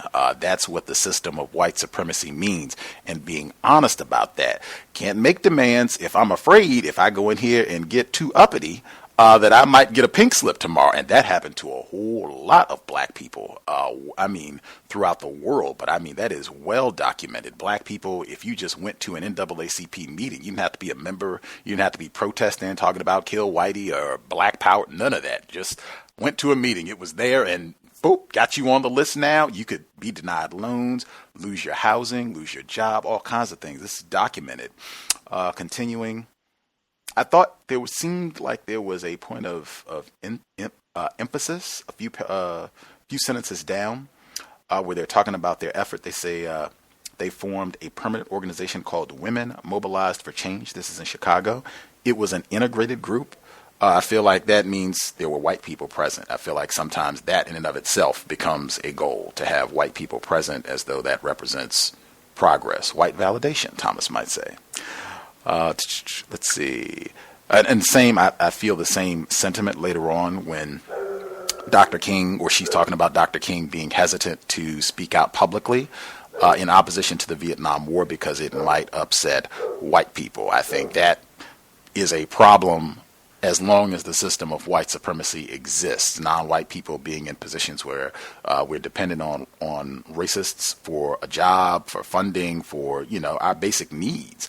And you don't want to say anything or do things that might get them especially riled up in opposition to you. I think that is a problem as long as the system of white supremacy exists.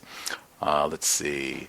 It connected, I think, directly to why a lot of what they call the black press, and I'm a big fan talking about the importance of black journalists, and they have done such tremendously important work, and particularly during this period. But The same problems black journalists then and now struggle with financing. And so I suspect directly or indirectly, they too are dependent on white people for financing. If white people get upset with the articles that they're publishing, you might not have funding to stick around. And that has happened to a lot of black journalists as well. I thought it was really, really important. This is from chapter 15. I don't want you to grieve for me. Felicia Rashad is coming up, by the way. I said it at the beginning. Stay tuned. Where they're talking about the quote-unquote riots that were happening throughout the country at the time, where she says, Martin and I felt that if the rioting continued, America would either fall into the throes of anarchy or become a right-wing police state. This, again, in my view, is just about being accurate with terms. I don't know what is meant with the term anarchy. That's one of those terms I don't have a clear definition about, and it's a term I don't use. But I know system of racism, white supremacy. I know we do have that. And anarchy could be said to be white supremacy. If you're being terrorized every day and your house is being bombed, that sounds like anarchy to me. Police state, she just said or wrote, literally 2 sentences before she writes, America would either fall into the throes of anarchy or become a right-wing police state. 2 lines up, she said, each summer as temperatures started rising, so did tempers, anguish, and rage. Usually the root cause was police brutality. That to me sounds like we already got a police state. If we got to have a march every other day about Sandra Bland and Michael Brown Jr. and Jonathan Farrell and Eric Garner, and okay, we already got police state. That's what system of racism, white supremacy is, in my view, just being accurate with terms. Let's see. Last few things. Terrorism, I appreciated that as well. I thought that was really important that she referenced all of this as terrorism. I agree, and she's done that repeatedly in the book. I think we've made note of that a few times, her use of the term terrorism. Speaking of terrorism, where she said, I'd answered countless phone calls to hear someone threatening to kill Martin, me, and our family. Wow. Again, these are the type of things that I think are important to think about, pause, and reflect on before we get upset with another victim of racism just because, well, I don't agree with your view. You know, I don't like that you said police state or, anarchy or whatever. Or I don't like that you got an integrated organization. Sounds like you kind of soft on white people. So I'm going to call you names or, talk bad about you. Well, at least let me pause. You are still a victim of racism, white supremacy. You have VGQ, and you are being subjected to terrorism just like I am. I don't have to agree with everything you say. I don't even have to find you, pleasing to be around. But I can at least say I'm going to be courteous. We can disagree and what have you, but I'm still going to be courteous, and I'm still going to recognize that you are a victim of white supremacy. I'm going to try and be as patient with you as I can. You already touched on it. We had William Pepper on the program, who has done extensive work on this. He was an attorney with the King family. I was going to say I am of the opinion that the alleged assassin of Dr. Martin Luther King Jr., James Earl Ray, that might not have been him. White people can give an array of stories and narratives, particularly when they have killed a non-white person who is trying to solve the problem of white supremacy. They can concoct an array of fabrications so that you don't, figure out quite exactly what happened. And it seems like they have a pattern of doing that sort of thing, particularly in this period, the 1960s. I think William Pepper, his several books, Mark Ling, the book he co-authored with Dick Gregory, Murder in Memphis, same conclusion that they came to. They had a big trial about the government's involvement in this. I'm of the opinion that this might not have been James Earl Ray at all. Even Walter Cronkite said that they were firing on a different vehicle with several white people in it. They even said that. Immediately. That's what I appreciate. If you can get things live time, sometimes they will slip and give some extra details that'll be important moving forward. Last comment I'll get in, and then we can double check. I know folks said they had other comments, or if anybody wanted to respond to anything I've said or have questions, feel free. Dr. Kenneth O'Reilly, I think Mr. Dimrifor mentioned his book last week, Nixon's Piano. His book as well, Racial Matters, the FBI's Secret File on Black America, 1960 to 1971. Another great book about their tactics when you have things like this happening. Dr. King trying to lead a nonviolent protest for the sanitation workers in Tennessee, and the invaders come in and mess everything up. Dr. O'Reilly's work, I think, would go a long way to helping to understand that. And it's easy. You can even think about that in today's context. Ferguson, just, we were talking about before. And my final comment, where she says we didn't learn this until years later about the invaders. Again, we are not experts on racism. White people are way more informed about racism, white supremacy. Non-white people are finding out 10, 20, 30 years later about ways that we were terrorized and racists ruined our lives deliberately. I'll stop. Other folks that are with us, did you have additional comments, questions? Feel free. Oh, wait a minute. We have people making sure we don't miss anyone that has a hand up that we haven't heard from at all. Okay. If other folks have commentary, feel free.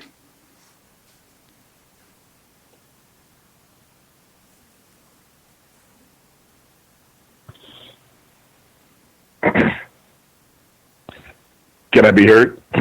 Yes, sir. Yes, I'd just like to add on a little bit more about the Vietnam, his efforts to speak out on Vietnam. Another motivating factor was, her husband, Dr. King, didn't always wasn't being followed by a camera or something like that, or being documented. And sometimes he was able to approach the average everyday person or people. And it is one occasion, I believe I read it somewhere. It was in Bedford Stuyvesant, if I'm not mistaken, in New York. And he was on a street corner, and some young people, black males especially, were talking with him on a street corner, and he was basically trying to convince them about, nonviolence as a quote unquote strategy, and basically they patiently listened to him. And one of the young persons said, "Well, Dr. King, what about Vietnam?" In other words, all of these young black males were eligible for the draft, and in most cases with black males, they would have been 1A, meaning that in that time, I've talked with plenty of non-white black males who were around in that era, and you 1A, you almost guaranteed to be sent to Vietnam, the Republic of Vietnam. And instead of him still trying to debate and argue the subject, he grew quiet. It was said he grew quiet and listened to those young people. In other words, you want us to be nonviolent over here, and we're going to be forced to be violent against, as Muhammad Ali said, people who didn't call me never called me nigger. Non-white people on top of that. And that was, from my understanding, was another motivating factor. That that particular incident was another motivating factor for him to speak out openly on the quote-unquote war in Vietnam. That's it. Right on. Did other folks have commentary? Other people have other portions they wanted to dissect, questions they wanted to pose?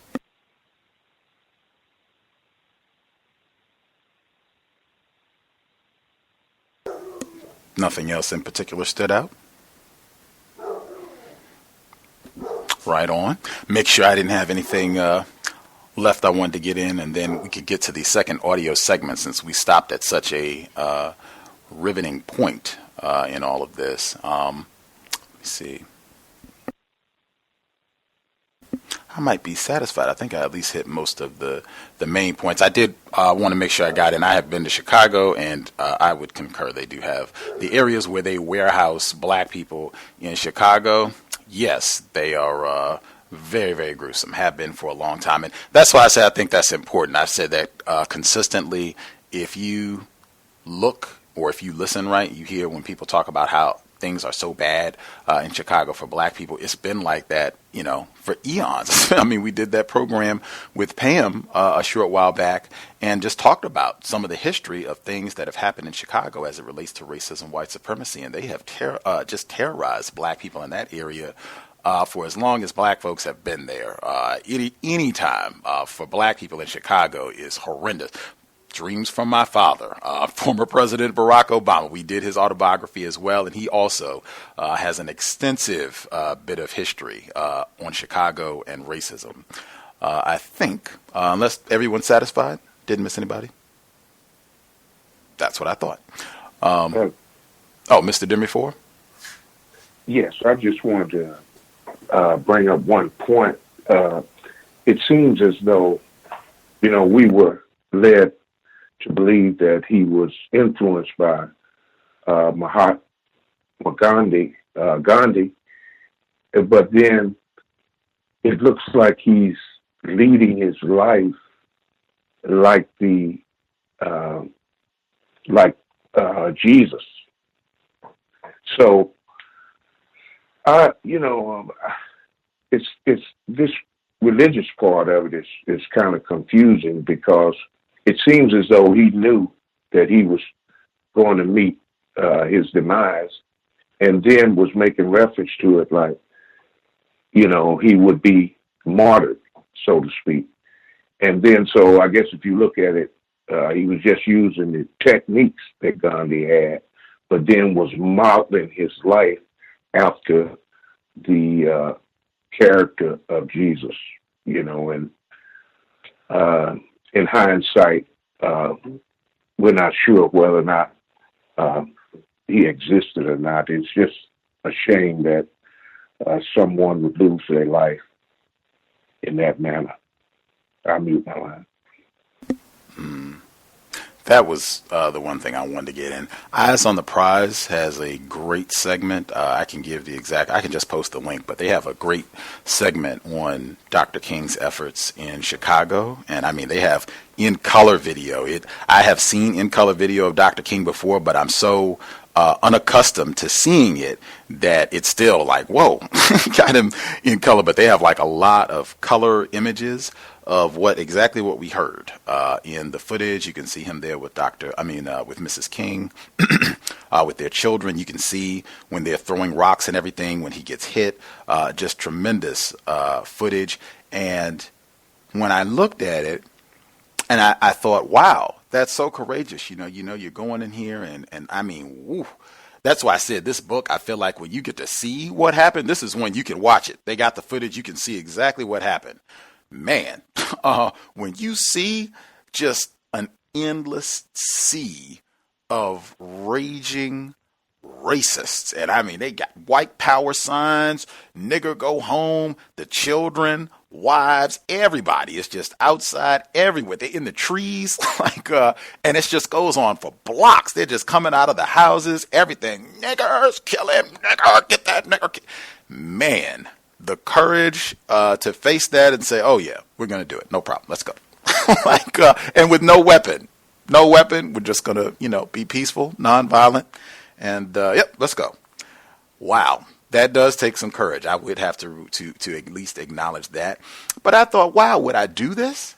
And I said, I don't think so. And I said, not because I'm a coward, and I certainly am not trying to say I'm brave and I could do it. I'm just saying I don't understand the why. Because they acknowledge what they were trying to get, better housing for black people.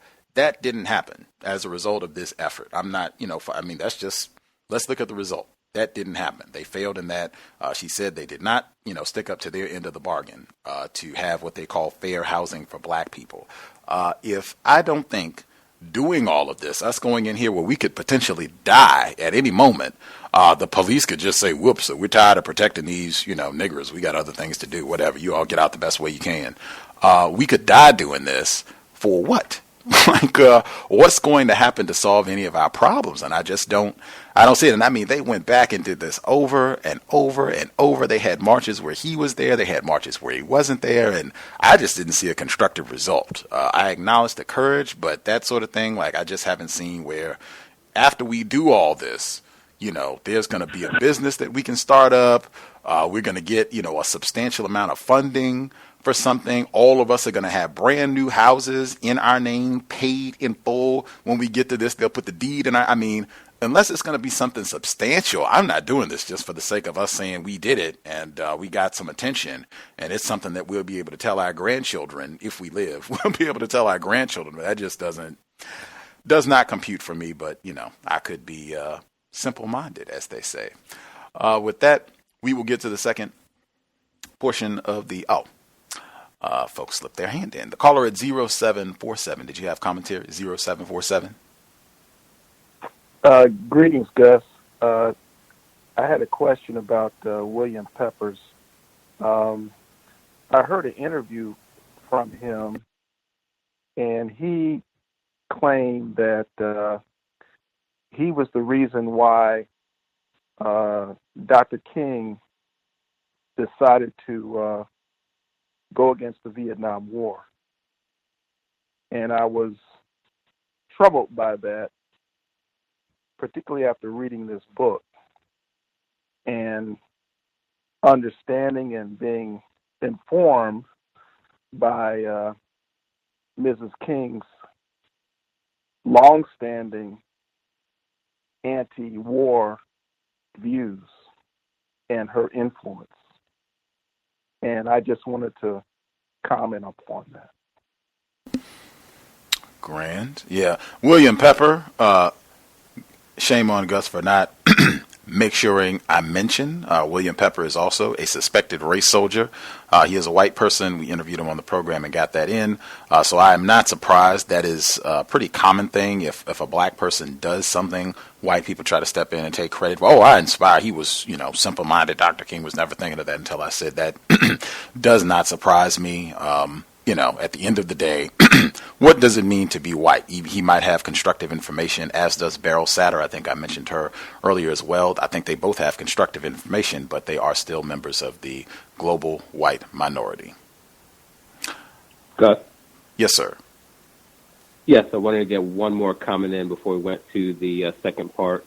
One of the things that I've been picking up as we're going through the reading, and even some of the photos that I saw, with Mrs. King and all of the outreach from the, I guess I would call them the women movement groups that were reaching out to her before Dr. King's death. And as we talk about, and Neely Fuller talks about all the time, that, white people do things years and years ahead. And I think about that in reference to how all this lines up, that, Mrs. King really had and is gaining a platform and her own speaking and doing the things that she's doing.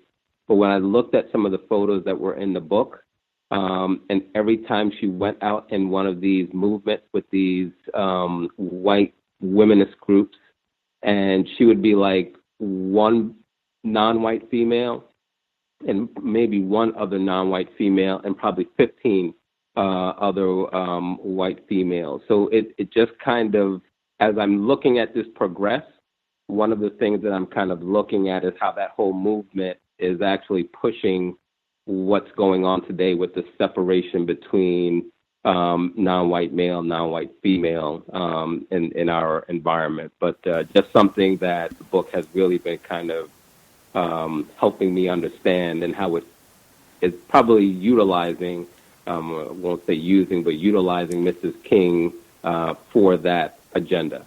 Just wanted to add that. Interesting.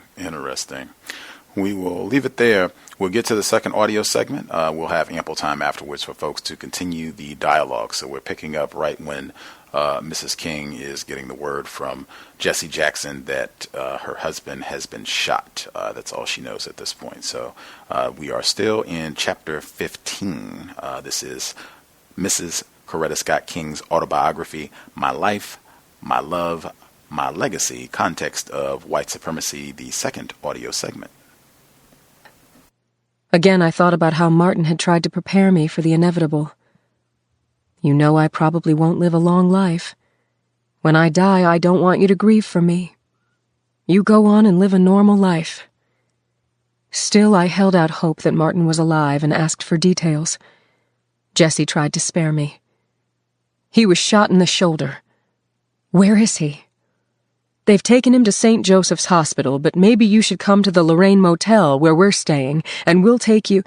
No, maybe you should go to the hospital. No, why don't you just come here? I turned on the television. I saw Martin's face, and the commentator in the background talking about how my husband had been shot on the balcony at the Lorraine Motel. By that time, all of the kids except Bunny had run into my bedroom. I tried to turn the news off, but I was too late. "Oh no, don't tell me," Yolanda cried and ran back out of the room. In a few seconds, Andy Young called. "Have you heard about Martin?" he asked. Jessie called me. "Well, I tell you, it's pretty bad and you need to come right away. He's not dead yet," he added. "He's still alive." The fact that Andy had to say that made me feel like this was going to be fatal. Martin wouldn't live. I had that strong sense. But I did what I always did in a crisis. I remained calm. I could have broken down and gone to pieces, but I didn't. I kept trying to think about how I had to hold up for my children. "You need to bring somebody," Andy said to me. "Juanita Abernathy. I've called her and she's coming." "Yeah, bring her and someone else too. Bring Dora MacDonald." Dora MacDonald was Martin's secretary. She always seemed to have things under control, and everybody in the office admired her. She was always calm in her demeanor. You never saw her going to pieces. The phone kept ringing. Atlanta Mayor Ivan Allen called to say he was coming over and would provide me with a police escort to the airport. He came with his wife. Christine and Isaac, Martin's sister and brother-in-law, also came, and we all went to the airport together. As I was getting ready to leave, 7-year-old Dexter asked me, "Mommy, when is Daddy coming home?" I took a deep breath. "Dexter, you know Daddy got shot in Memphis today, and I don't really know when he is coming home. When I get there, I'll let you know the answer." I kissed the children goodbye and headed to the airport. As soon as we got there, I heard a page over the public address system. It was for me. This is probably it, I thought then. The mayor said, "Let's get the page at the gate." In the meantime, I saw Dora MacDonald coming, walking real fast, straight toward me. "Mrs. King, let's find some place to sit down where I can talk to you." And in that moment, I knew Martin was dead. The only place we could find was the ladies' restroom, in the outer part near the counter. I saw Dora's pained expression. We embraced and held on to each other. I began weeping. Finally, the mayor just walked on in and said very formally, "Mrs. King, I have the sad responsibility as the mayor of the city of Atlanta to inform you that your husband is dead. Would you like to go on to Memphis, or would you like to stay here for the night and go in the morning?" "I need to stay here and go back and see about the kids. I'll go in the morning." There was nothing I could do now. On the way home, I had an agonizing conversation with myself. What am I going to tell the kids? How would I tell them? I had to think about all the arrangements that had to be made. So much to be done. I've got to prepare myself. I've got to be strong, I thought. It was the Lenten season, leading up to Passion Week. Martin often made analogies in life to Good Friday and Easter. We go through our Gethsemanes as Christ did, but then Easter comes and there is a rebirth and a resurrection, he would say. So I thought about how this was a good time for him to go, to be identified with Christ and his suffering. Like Christ, Martin will be resurrected in the faith and actions of his people. His spirit will live on. Just thinking about the parallels in his life with that of Jesus gave me some consolation, which I sorely needed. I had to go deep within to find the inspiration to go home and face my children. When I returned home, my youngest child, 5-year-old Bunny, was asleep. Yolanda was sitting, calmly waiting for me in the foyer. "Mommy, I'm not going to cry," she said. "I'm not going to cry because my daddy's really not dead. His spirit will never die, and I will see him in heaven." Even as she insisted that she wasn't crying, tears were streaming down her soft little cheeks. "Mommy, should I hate the man who killed my daddy?" she asked. "No, darling. Your daddy wouldn't want you to do that." Marty seemed confused. He didn't want to talk at all. Earlier, Dexter had asked me, "When is Daddy coming home?" And trying to answer the question that was breaking my heart, I'd said, "Do you know your daddy was shot?" But Dexter had no concept of death or the finality of what had happened, and I wasn't ready to attempt to explain further, so I told him to go to sleep and promised that I would talk to him in the morning. That night I received a call from Ralph. The authorities needed my permission to perform an autopsy. I was so tired and drained. I told him that I thought Martin would have wanted it, but said, "You make the decision, Ralph." Calls were pouring in, offering help and condolences. President Johnson called. He proclaimed Sunday, April 7th, a national day of mourning. Harry Belafonte called to say he would be at my side. But nothing anyone could have said or done would have eased the sorrow welling in my heart. I talked to Daddy King, who was understandably heartbroken. "I always felt I would go first," he said through his tears. A.D. had flown into Memphis to be with Martin on the day he died. Even as adults, they had kidded each other and wrestled much as they had as boys. In fact, hours before Martin died, he and A.D. were horsing around with each other having a pillow fight. They even used to play tricks on Mama King by calling and disguising their voices, each one claiming to be the other.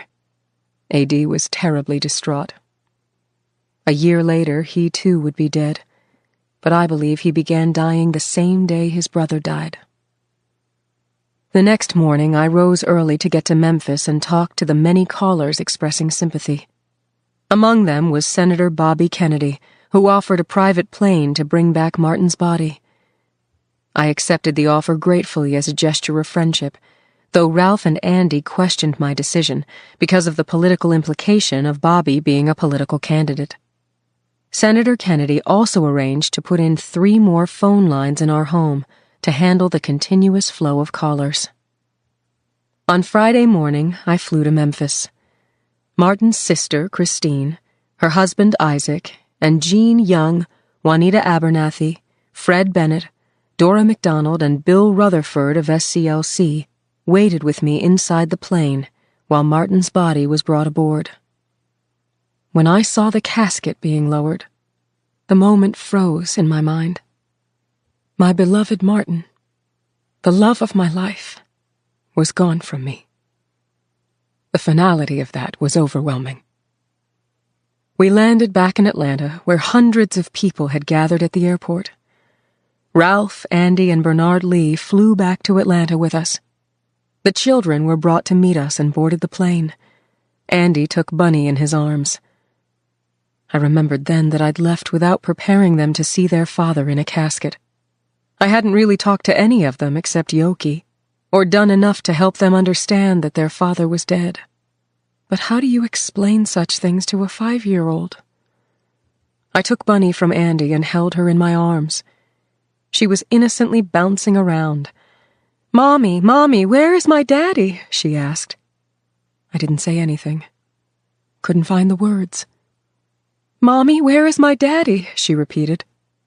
I thought, my God, how can I tell her? I don't know what to say. Finally, I spoke. "Bunny, you know your daddy is asleep in the back of the plane, and he's lying there in his casket. When you see him, he won't be able to speak to you. His spirit has gone to live with God." "Is he hungry?"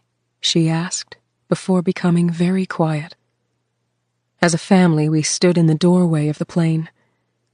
Somebody wanted to photograph us standing together. I have looked at that picture many times over the years. It is such a perfect image. Everyone has the right expression. the one that reflects his or her feelings at that moment. We have forlorn looks on our faces, every last one of us. We left the airport and went on to Hanley's funeral home. I was concerned about what Martin would look like, as the bullet had severely shattered his jaw. The undertakers had patched his face, however, and it looked pretty good. When the kids saw their father's body at the funeral home, I thought it would help them understand. Bunny still didn't say anything when she saw him, nor did she ask any questions. I wanted to explain death to her, not its finality, but its continuation of life through the spirit. That's a difficult concept to explain to children, though. In retrospect, I regret that I didn't better prepare Bernice and Dexter, my younger children, but I did the best I could. The family decided to have Martin lie in state in Sisters' Chapel at Spelman College from Saturday afternoon until Monday afternoon. Then he was carried to Ebenezer Baptist Church to stay until the funeral on Tuesday. Many thousands of people of all classes and colors waited for hours to pay their last respects to my husband. When I went with the children to Ebenezer on Monday, lines of people stretched around the block. For so long, Martin had been in the heart and soul of the masses. Now they wanted their time with him. I kept saying to myself, oh, I wish he knew how much people loved him. I remembered the times he had been depressed and needed a lift. If only he could have seen how much his sacrifices meant to people. The news of Martin's death was televised to the world. His murder reverberated through the national psyche like the assassination of JFK or Abraham Lincoln, or the bombing of Pearl Harbor. Virtually everyone could remember what he or she was doing when they heard the terrible news. People expressed their grief in many different ways. They cried. They gathered in churches across America and told their stories about meeting Martin, about working with him.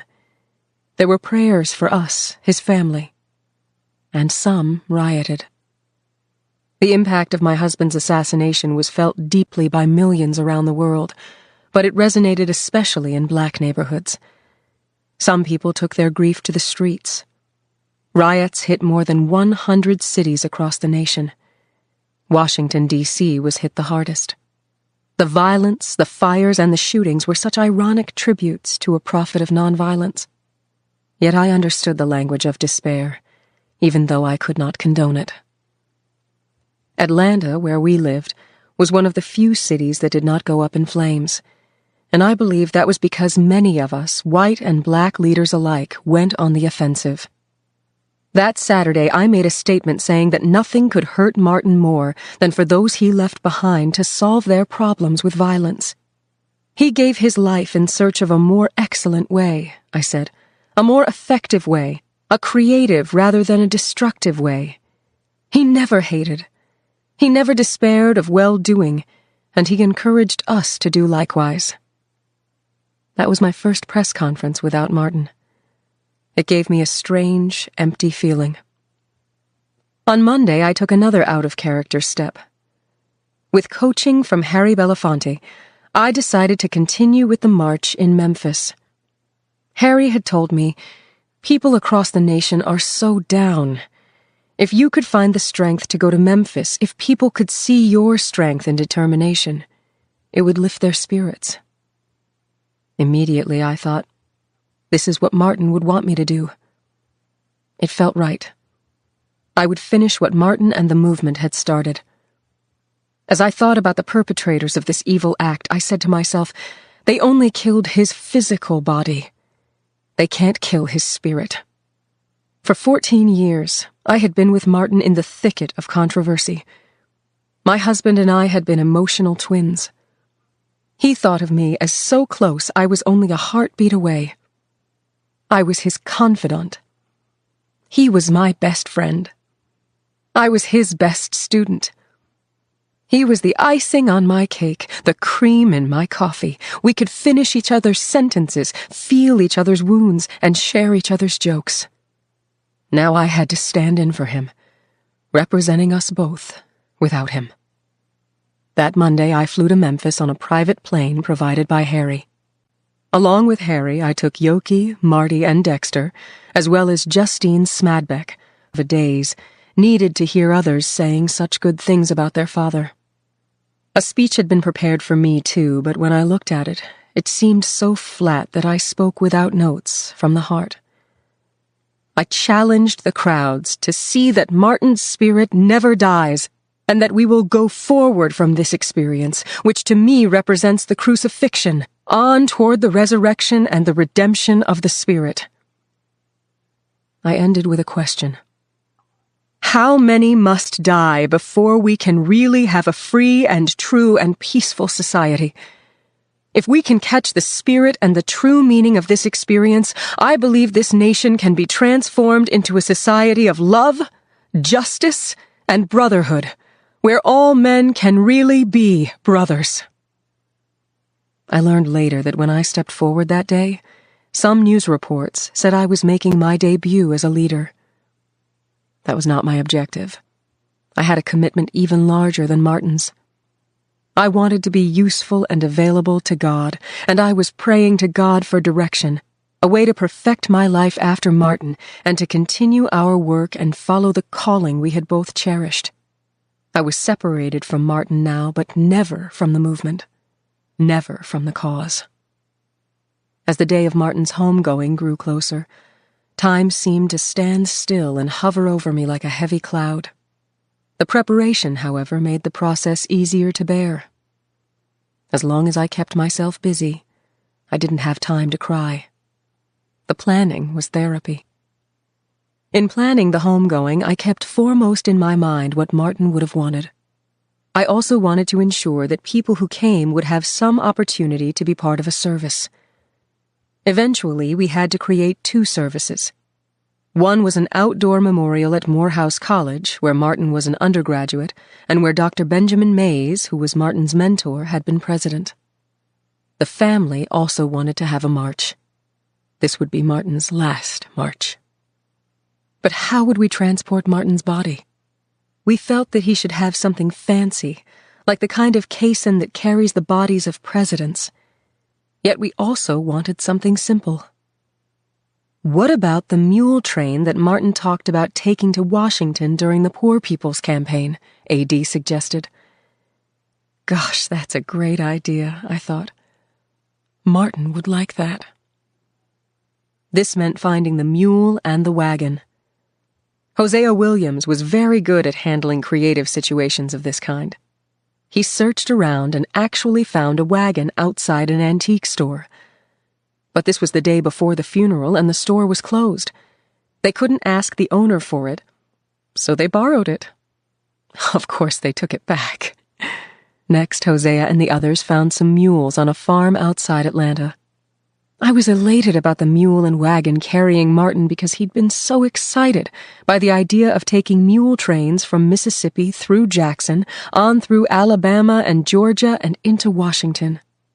The mule, which was used in farming, symbolized poverty and the desperate plight of the poor in this country. There was much debate about the eulogy. Christine, Edith, and Martin's secretary, Dora MacDonald, had joined me at our home to discuss it. We fought back tears and an overwhelming feeling of grief as we tried to decide who would preach it. Christine told me that no one could do it better than Martin himself had months before at Ebenezer. Every now and then I think about my own death, he had told the congregation. Tell them not to talk too long, he said, but added his hope that they would say that Martin Luther King tried to give his life to serving others. Yes, if you want to say that I was a drum major, say that I was a drum major for justice. Say that I was a drum major for peace. I was a drum major for righteousness, and all the other shallow things will not matter. I had a copy of the recording which I had listened to with my sister only a few months before. I listened to it again at 2 a.m. before the homegoing service. The rightness of using it fell upon me. Early on the morning of the funeral, I greeted a steady stream of mourners, from Hollywood celebrities to neighborhood residents at our home. At one point, I looked up and saw that someone had escorted Jacqueline Kennedy back to my bedroom, where I was receiving a few guests. I had felt deeply for her when her husband was assassinated only 5 years earlier. Her visit inspired me. I had always admired the grace and dignity she exemplified in the aftermath of President Kennedy's death. Her strength and courage helped lift and hold a nation together. I will never forget that on the day of JFK's funeral, she invited a group of children upstairs at the White House to celebrate John John's birthday with a party. That was her way of trying to create a normal life for her children. Likewise, I didn't want my children to get caught up in the tragedy of their father's death or the aftermath of the riots that followed. I wanted them to go on living as normally as possible. The way Jackie conducted herself helped me understand that I could get through this too. I saw her as a model of what could be done. "Oh, how nice of me," Anne said in reference to the address I made after the march I had led in Memphis. "You speak so well." I thanked her. At the funeral, my children each handled their grief differently. Yoki told me, "I was thinking about myself, and I don't know what I would do if I were in your shoes." My goodness, how mature she is for her 12 years, I thought. She's lost her father, but she's empathizing with me as the mother and the widow, because she knows I've had to take care of everything in the family. She showed so much grace, and I was so proud of her. She cried a little at the funeral, but she never broke down and cried for days like some kids can. In fact, none of the children did. I believe Marty was confused. He did not say much. It was like he didn't know what to say. Dexter tried to express himself. "My daddy has gone to the heaven in the sky, but his spirit is alive," he told me. But I could tell he was just repeating what he'd been told. The boys were too young to make sense of murder, death, and eternity. Little Bunny sat next to me during the homegoing service. It was April and very warm. At one point, she lay in my lap. We were captured in a Pulitzer Prize-winning photograph by Monetta Sleet, Jr. for Ebony magazine. Another photograph from the funeral, captured by photographer Flip Schulke, appeared on the cover of Life magazine. The expression on my face in that photograph, which a reporter called the Mona Lisa smile, aptly captured my great sense of fulfillment. In the end, the service was so beautiful. When it came time for Martin's taped voice to be played for his eulogy, the sound of her father's voice confused Bunny. I believe she thought he was speaking from his casket. Over the years, she had to struggle with the fear of funerals and of death, of people coming back to life. Lots of children make these types of associations as they personalize death. With time and after other experiences with death, she became able to manage those feelings, although she has never fully overcome them. When we came out of the church and into the sunlight, we saw tens of thousands of people standing in the streets, having listened to the service over loudspeakers. Together, we began our march from Ebenezer to Morehouse College for the memorial service. We marched because Martin had spent so much of his life marching for justice and freedom. We were awed and deeply grateful that more than 150,000 people marched with him. It was the most meaningful, inspiring march Martin ever led. I couldn't march all the way from Ebenezer to Morehouse with the funeral procession, however.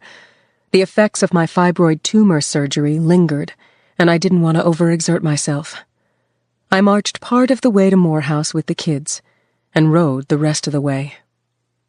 We were almost at the college when Bunny asked me, "Mommy, how is Daddy going to eat?" I struggled with what to say. I thought about saying something like, "Well, he'll eat angel food cake," but I couldn't.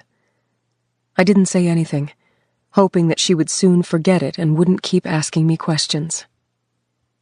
Finally, we made it to Morehouse. It was a long, hard way, the rush and press of so many people, the slow clop-clop of the mules. As our procession passed, the huge crowds fell silent.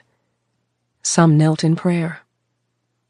After the prayers and scripture readings, Mahalia Jackson sang "Precious Lord, Take My Hand," which Martin had asked tenor saxophonist Ben Branch to play for him at a rally that would have taken place only hours after his assassination.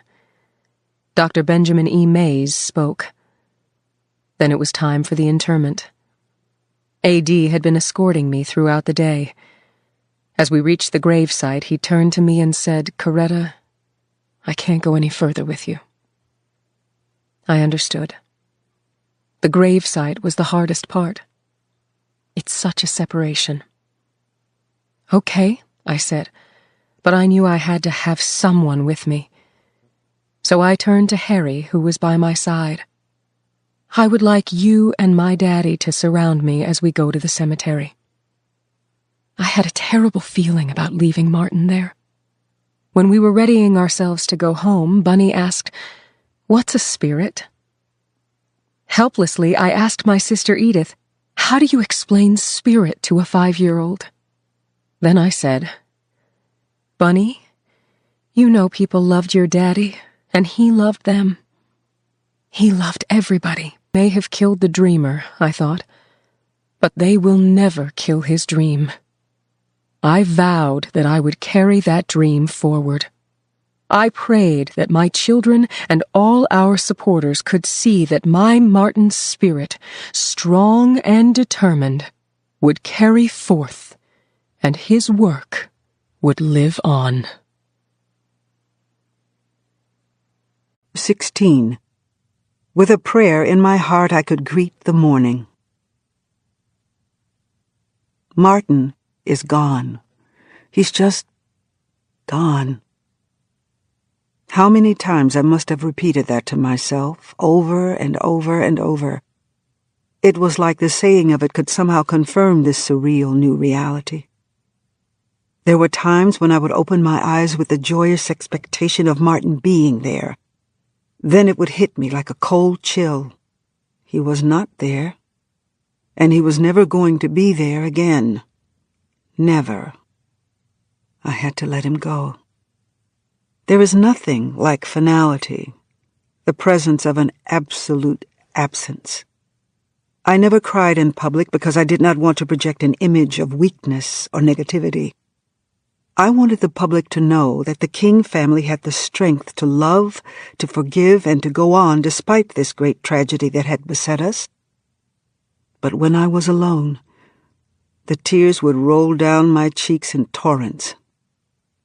In our bedroom, the scent of his Old Spice cologne lingered in the lining of his best black pinstripe suit in the closet. In the bathroom, his toothbrush faced mine. There was the imprint on the sheets where he had lain. His shoes, some muddy and scuffed from marches, neatly lined up on racks, would come in the morning. But I assure you, morning does not return without a long passage through the lonely nights of heartache. Sometimes I felt that my joy would never return. For months I tried to console myself with the knowledge that Martin was in a better place and was happy. I knew I was crying for myself, feeling sorry for myself. Martin wouldn't want me to weep over him. I was no longer a wife, but I was still a parent, and a single parent at that. This was the motivating thought that kept me going. No matter what else I did, I had to be a mother first. I had to say to myself, "You are a mother first." It took that kind of self-talk to get me out of bed in the morning. Sometimes I just wanted to stay there under the covers. But I could not break down. I did not want my children to see me out of control, because then they might lose their way. So I had my cry before I came out of my room, and then I opened the door with a forceful determination I had never known before. I did not just open it. I thrust it open. But it required determination that came from beyond myself. When I came out of my bedroom, I had to leave my feelings, my heartaches, and my anxieties behind. It almost felt like getting into character for one of my operatic performances. I had to step out of the fog of painful reality into a zone where I could perform as a mother and comfort others. Sometimes I paused at the door, my hand on the knob, making sure I had my emotions in check. And then with a prayer in my heart and a smile on my face, I could greet the morning. While my first love was my children, I also understood I had to spread myself across a great span, keeping my husband's mission alive and institutionalizing his legacy. I had to keep it present, relevant. I had to continue my own mission, working for world peace abroad and nonviolence here at home. In death, as in life, we have to go on. For my children, the way was not easy. They each had to wrestle with and endure major problems. The loss of their father to an assassin's bullet was catastrophic. The riots and the looting that followed were so at odds with our principles of nonviolence that they were deeply confused. All of them had questions. They could not understand why their father, the prophet of nonviolence, had met with such a violent end. They wondered if that same fate would take me from them. For a time after the assassination, Bunny would pore through family photo albums and ask me who would be the next to die. Fears about death plagued her. I think my two oldest children, Yoki and Marty, handled the passing of their father a little better than Bunny because they had such strong, wonderful memories of Martin. Because she was only 5 years old when he was taken from her, Bunny was more deeply scarred and confused. I worried about what was going on deep down inside her because she was always the quietest of my children. After school, all the children would report on what they'd learned. But when it was Bunny's turn, she often said, "I don't have anything to share." How do you get children to love and trust others when they have been confronted with such a devastating loss? One thing that was very important to me as a parent was always to set a good example in front of my children. You cannot tell children to act one way and behave differently yourself. I've always tried to conduct myself in an honest and moral way, a commitment I made long before marrying Martin. As a Scot, I had high moral standards instilled in me at a young age, and basic concepts of honesty, love of neighbor, and helping others were ethics I tried to teach my children by the way I carried myself, the way I loved others no matter how they treated me, and the issues I championed. There were causes that I championed and others that Martin gave priority, but after his death, our causes, our callings, became one.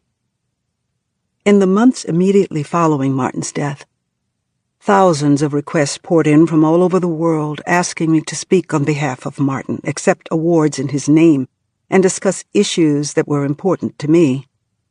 Of course, I could not accept them all. I often felt overwhelmed, pulled in too many directions. I engaged in constant prayer, calling upon God to guide me on the right path. I was in perpetual motion, trying to accept the many awards and recognitions. In January 1969, my friend and special assistant Bernita Bennett and I left for a trip to India.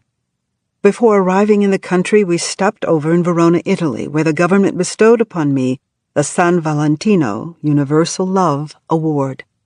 I was the first black person and first non-Italian to receive this honor. We also stopped in Rome, where I had an audience with Pope Paul VI at Vatican City. In New Delhi, I accepted the Jawaharlal Nehru Award, which was posthumously given to Martin in a ceremony at New Delhi University. While in India, I addressed university groups, rallies, and a group of so-called untouchables, thus building on the relationships Martin and I had established when we visited India in 1959. In March 1969, Bernita, along with my sister Edith and sister-in-law Christine, traveled to London, where I became the first woman to preach a statutory service at St. Paul's Cathedral. Standing there in my academic gown and hat, upon the spot where Martin had preached en route to his acceptance of the Nobel Peace Prize in 1964, I found myself deeply moved. The British Martin Luther King Jr. Foundation had invited me to London, and the insight I gained there into the ways other nations were institutionalizing my husband's vision inspired me. During that time abroad, I could feel myself making progress in my inner healing. I talked not of sorrow, but of the privilege of being able to follow that which was meaningful and fulfilling to me. I urged the British to address their own racial issues through the power of nonviolence. I also had the opportunity to speak and share my concerns with Mrs. Harold Wilson, wife of British Prime Minister Harold Wilson, at number 10 Downing Street.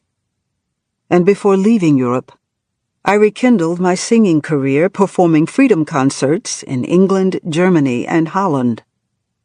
This rush of international invitations shortly after Martin's death was a humbling reminder that our mission was respected on a global stage. I had long understood civil and human rights to be a global challenge. How could I look at the downtrodden, the untouchables in India, for example, and not connect them to the same forces that had attempted to develop a caste system at home? The principles of nonviolence and the creation of a beloved community in which every individual would be respected and treated with dignity resonated in every corner of the globe. But while I welcomed the opportunity to share our message, I could not keep my suitcase packed and continue this sort of global trek forever. I had to settle down and focus to find a place at which I could make the greatest difference to the human condition. I had an idea of what I had to do as an institution builder, but with so much coming at me simultaneously, I had to reflect seriously on what course I would take as an activist working to shape public policy. At times I felt my road ahead would be a lonely one. Martin had always had me, but now I had to go on without him. These feelings of loneliness, however, didn't last long. All around me I had a strong nexus of family and friends, including Edith and her son Arturo, who came to live with me for 2 years after Martin's death. Edith even took a leave of absence from work.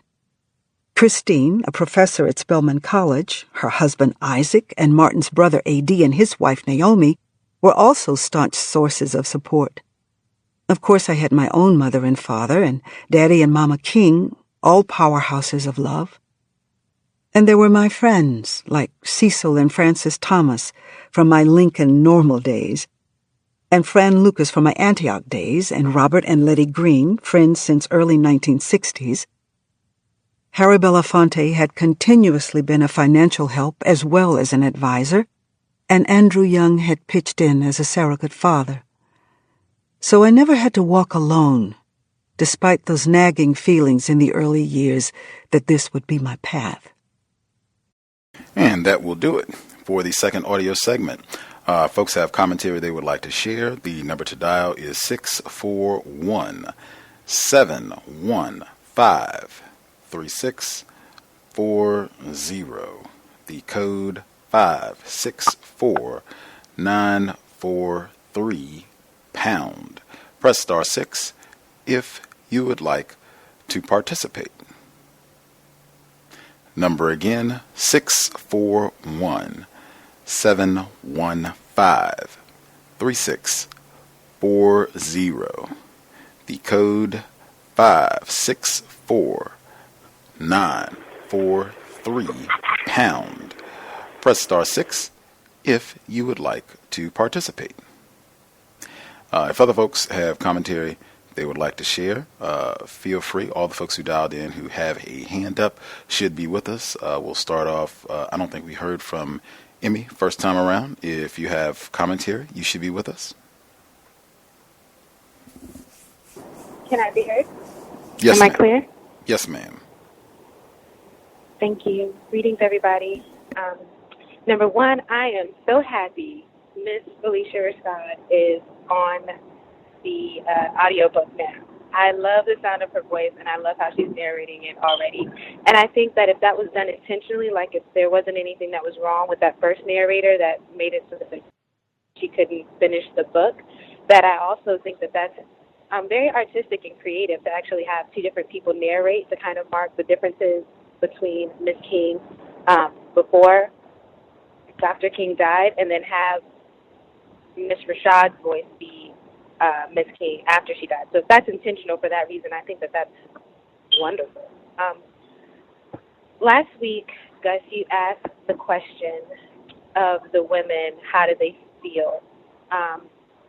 And I wanted to give it some considerable thought about how I felt about that the wives were not permitted to speak during the Million Man March. March on Washington. And on one hand, oh, I'm sorry. Thank you. Excuse me. On one hand, I want to feel some type of way, but on another hand, within the context of white supremacy, I don't. I don't think that we have a proper model for what leadership would look like, what relationships look like, couples look like, revolution looks like. I don't think that we really know. So what we're doing and how we're behaving, we're mimicking white people. And I think white people have this issue amongst them where it's like the men want to suppress the women. But I don't think in antiquity we had that. I've done some looking into it, and we don't necessarily have that same kind of thing that we do now. But then again, around the world, non-white people have been living in the psyche of white people, so that's how I look at it. So I think it's something that a conversation we want to make sure that we have, that, you know, black men are not trying to just be white men. Like, we just need to do away with the whole be like white people altogether. So it's unfortunate, yes, that then we're not allowed to speak, and I think only one wife was able to wave or say hi or something like that. But I don't think that that's the focus, and I'm not going to make that a big deal. And I think that now black men who consider themselves leaders and looking at that and hearing that, I think if when they're being honest and introspective enough, would make different choices, because then that gives credence and fuel to the fire that now black women need to go align themselves with white women. And there's a difference, too. You know, black men are not controlling black women's access to things in the way that white people are controlling black people or non-white people's access to things. So they're different levels. I'm not trying to take away from how anybody feels oppressed by another people or whatever, if that's the case. I just don't think that it's the same. I think our biggest problem is white supremacy, not patriarchy. Although I've had many conversations like that, but that's how I feel. Like, it's unfortunate, but yeah, moving on. When it comes to the models, some of the things, I think that's true for Miss King. I was a little frustrated, and I don't know why. It could have just been that I wasn't really feeling the first narrator's voice or something. It was just too, like, overly romantic or something. And but this whole notion of how do you explain these things to children, it kind of frustrates me, because I am placing these people in a very high regard in terms of their intelligence, and I'm not sure how you don't explain these things to children. I thought that was the whole purpose of Christianity and religion anyway, was to give some type of explanation for the afterlife, which means that concept of, if we're talking about the Holy Spirit, I think, like, what do you mean you don't know how, what are they learning in Sunday school, if not what spirits are and all that kind of thing. But I do sympathize and empathize with her struggle to explain that their father is dead.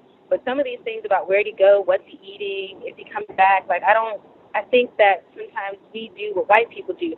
White people lie to their kids all the time about stuff, and they have that luxury that they can just do that because they're running the world. We don't really have that luxury, so I'm not so sure why we continue to do that, other than we don't have a model for how to raise our children. I don't think any child at 5 should be walking around confused about white people and racism and how come we can't do these things or go here and stuff. Explain it. White people, this is the whole reason I'm doing everything that I'm doing.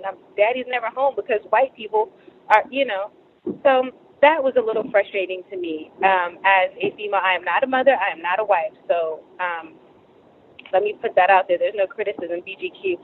It's just frustrating because I feel like white people, I know that white people have conversations with their kids about us, and yet we just are not having those things, even in a time when it was like all over the place, and we really needed to.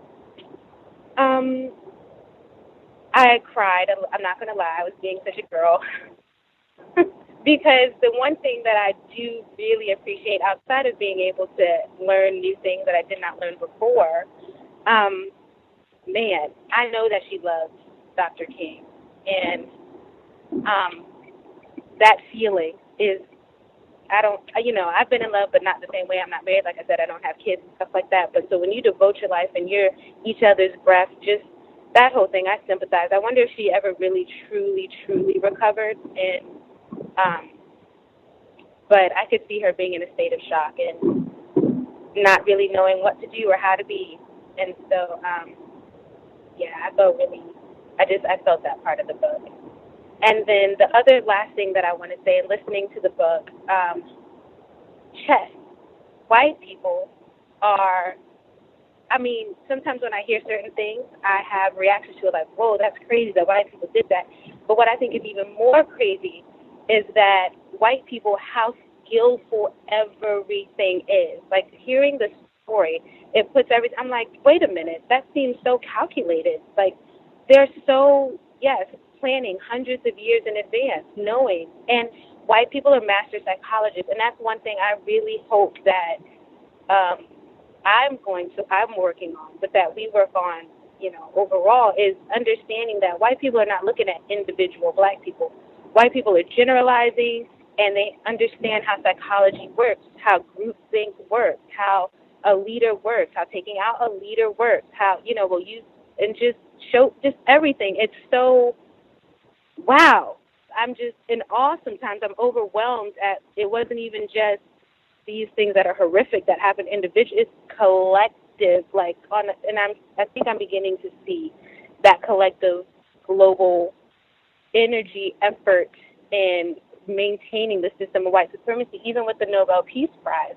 I'm sure they sat down and figured, okay, we'll give him the prize now, so go ahead and do this. Oh, wait a minute, he started to talk about Vietnam too soon. Go ahead, let's take him out, put him in the rain, let's keep it moving. Everyone will mourn, we'll get the wife. All of these things. And I just sit there like, oh my goodness, I don't even know if we're playing checkers. Like, the level of this chess, I don't even know if it's like white people playing each other chess and we're just on the board. I don't even think we're like on the black side where we're making moves. We're just pawns. Like, it's amazing because that's just how well it's being conducted. These white people are something else. And so that's something that I'm definitely taking away from the book. So if there's time later, I'll chime in. I thank you for listening. Indeed. If we have other folks who have commentary they would like to share, lines should be open. Feel free to participate. Can I be heard? Yes, sir. All right. So I'm just going to start out. You speak so well. I kind of stood on that for a little while. You speak so well, and I think we hear about that so often today. And just kind of going back just to what Emmy said, this was a very emotional chapter. Definitely have to take my hat off. Sorry for that metaphor. Definitely have to give Mrs. King a lot of Black self-respect, and just as an attempted parent myself, the amount of children that she had to kind of deal with during this tragedy, wow, just a lot. The thing that kind of shifted my emotion a little bit is I'll call it white idolizing. Just that meeting that she had with, as she called her, Jackie. This kind of friend, this friend that she just automatically built this relationship with her. Automatically never met her before. I guess maybe that time during the service in the past. But it just summed it up for me, even when they just met, that she said that she was going to give her a hug, and it's like Jackie gave her like this, that stiff arm that you get, like when somebody's not inviting you into that space. And I think to me, that would have been kind of like my, wow, like this person is definitely not in the same place that I'm in. And let me readjust myself. But I think that there was that white idolizing that was going on so much that she didn't even sense it. But that you speak so well, even that, it just kind of throws me a little bit. this kind of goes back to Mrs. King when her family, her uncle had passed away, and at least how it was related to in the book, that there wasn't that type of sentiment that I felt when President Kennedy had gotten shot. It just kind of seemed like every time there was a white person, any Kennedy member that had gotten shot, it was a shock. It was a utter, even though she hadn't met these people, probably only talked to them on the phone, and even though these individuals, with talking to her and helping her out in one instance, was the same people that were signing paperwork to have her phones bugged and wiretaps going on in her home, and even after the funeral where they invited to put 3 more phone lines. I mean, this is the same group that actually had your 1 line bugged, and now you're going to allow them to put 3 more lines in the home. And I guess maybe during that time there's a lot of trauma going on, and somebody else should have been there, but just that automatic trust, I think for me is kind of what we still see today. Kind of go back. I also wanted to kind of touch on the fact that there was a point, I'm going to go back to it in the reading real quick here. So there was a part when President Kennedy had gotten shot, and this is on page 117. And Yoki, it says, Yoki, who was 8 at the time, had heard the news at school. She came running in the door and into my arms. Mommy, she sobbed. They killed the president, and he didn't do a single thing to anybody. We'll never get our freedom now. And then when she spoke about Yoki and how Yoki felt in reference to her dad being killed, she had mentioned that at the funeral, each handled the grief differently. Yoki told me, I was thinking about myself, and I don't know what I would do if I were in your shoes. My goodness, how mature she is for 12 years old. I thought she lost her father, but she's empathizing with me as a mother and the widow because she knows I've had to take care of everything in the family. She showed me how much grace, and I was proud of her. She cried a little at the funeral, but she never broke down and cried for days like some kids can. In fact, none of the children did. So for me, again, just kind of connecting those two experiences, and I kind of saw the same thing. It changed a little bit as they spoke about Mrs. King weeping in the later pages, but that was a little difficult for me. As I looked at page 174, I had a little hope because it spoke about Bunny, and it seemed like Bunny was the least confused out of everyone. So, Bunny came around, and as they mentioned, she was 5 years old, and she wasn't talkative, and she was saying the things that, she wasn't trusting of people. And I think that's kind of, after being abused for years, and she's 5, and here, Miss King has been seeing her uncle, seeing her father, all these things, and here Bunny is at 5 years old actually coming out, and she's like, no, I'm not happy. I don't feel this. And I think, like I said, she probably was the least confused out of everyone in the family. But I just wanted to touch on it. Right on. Just to make sure we get everybody in. Other folks, appreciate the commentary. Did other folks that dialed in have commentary they wanted to share? Can I be heard? Yes, sir. Another great section. I agree with Miss Rashad's voice. A lot of black self-respect there. Really appreciate the detail in Miss King describing things, specifically for victims of racism who have ever lost somebody that they really care about. Her describing the scent and the cologne that really stuck with me. It's just one of those things, just the details. Quick comment, maybe somebody else could answer this question for me. Like, Harry Belafonte sounded like he was really helping out financially a lot.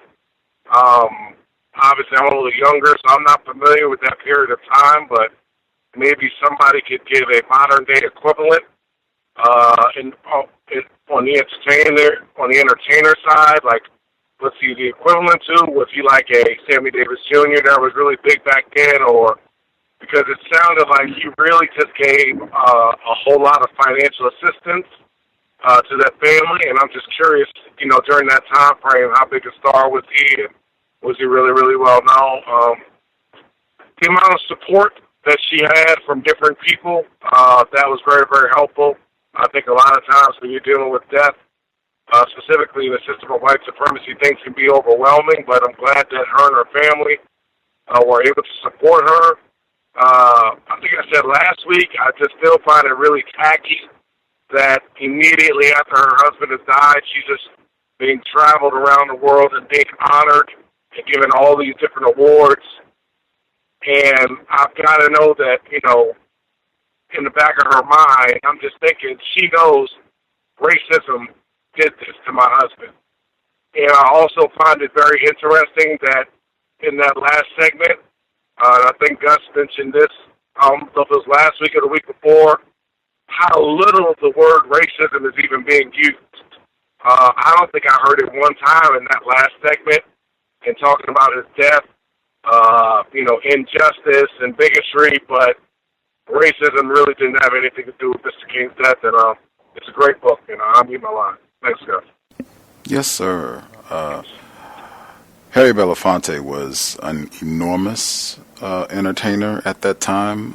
Sammy Davis Jr., he was younger than Sammy Davis Jr., lighter complexion.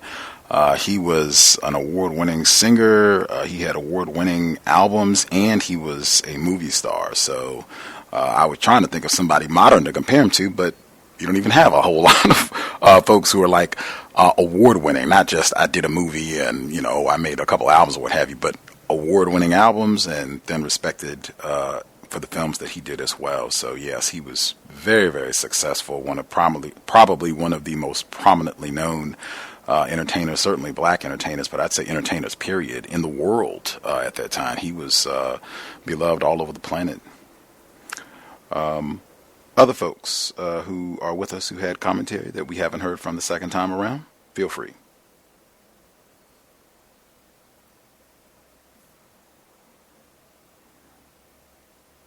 Anybody else have a hand up that had commentary? Second audio segment? Retired firefighter? Yes, sir. I was saying, can I be heard? I didn't know you muted me. But anyway, yes, I would say at that particular time, probably the only actor that was equivalent to Harry Belafonte was his friend Sidney Poitier, and they actually worked together a lot in the 70s. They had several movies together, and as Gus mentioned, he also was a very good music performer at the time, and he had pretty good. He gave pretty good support to Mrs. King and the children. First thing I have down here as notes: the trauma of losing a father who was idolized and loathed by a lot of people, by millions of people, made a permanent effect on Dr. King's children. I don't know if it would be talked about later on in the book, but certainly in my research through a course of time, you could almost sense the permanent damage that was done to them when they're, especially when the father was murdered. There's no doubt in my mind that his death and funeral was the most publicized event for a black person ever, unless somebody can tell me something different. I can recall even as a 10th grade, that means I'm not 10th grade, but 5th grade, I probably was like 11 years old, that it was on TV almost, it was definitely on TV the whole day. We're talking about the 1960s. And during that time, probably only black people, black males that was on TV that wasn't cutting the fool in some kind of way was Harry Belafonte and especially Sidney Poitier with movies and whatnot. And they basically ran the whole funeral in entirety. I remember that. Firefighters, and I got in parentheses administrators, like chiefs or whatnot, people make decisions, played a part in Dr. King's assassination. Dr. King and his entourage was being spied on, and the headquarters of that spying of his entourage was a fire station that was in running distance of the Lorraine Hotel, because that's what they did when they heard the shots. A lot of people that was in the fire station ran towards the Lorraine Hotel. I have down here a lot of, based on the prior reading, just wanted to say, if anybody didn't know, a lot of black people in Chicago, black Chicagoans, migrated from Mississippi. So basically, they left from an environment to see similarities in another environment that they experienced. I've learned that because I went to college with a lot of guys. A lot of my college teammates were from Chicago. Bobby Kennedy squeezed the most political attention from Dr. King's death. He made this famous announcement, I believe, in Indianapolis, and got a lot of political clout from it. Also, as we heard, he supplied an airplane, and mind you, at that time he was vying for the president of the United States at the time. And now, mind you, all the while when he was Attorney General, he was willfully spying on Dr. King and his family and the members of the SCLC at the time. So that's the Kennedys. They were experts at what they do. Moving on, the power of that rifle was actually designed to kill large animals. The one that killed Dr. King, to whereas when that 30-aught round tore through his jaw neck area, it was reported that it severed his spinal cord, and had he lived, he probably would have been a paraplegic, from my understanding. Imagine the millions of black children who have similar experiences with their fathers. And the reason why I put that down is because I deal with a lot of people, children, and it kind of like helps me out based on knowing them and basically how you communicate with another person, especially that have had that kind of trauma in their life. Hang on 1 second. I just want to make sure we nab everybody before we run out of time. Retired firefighter, my apologies. Yes, sir. Anybody that we have not heard from the second audio segment have commentary they want to share?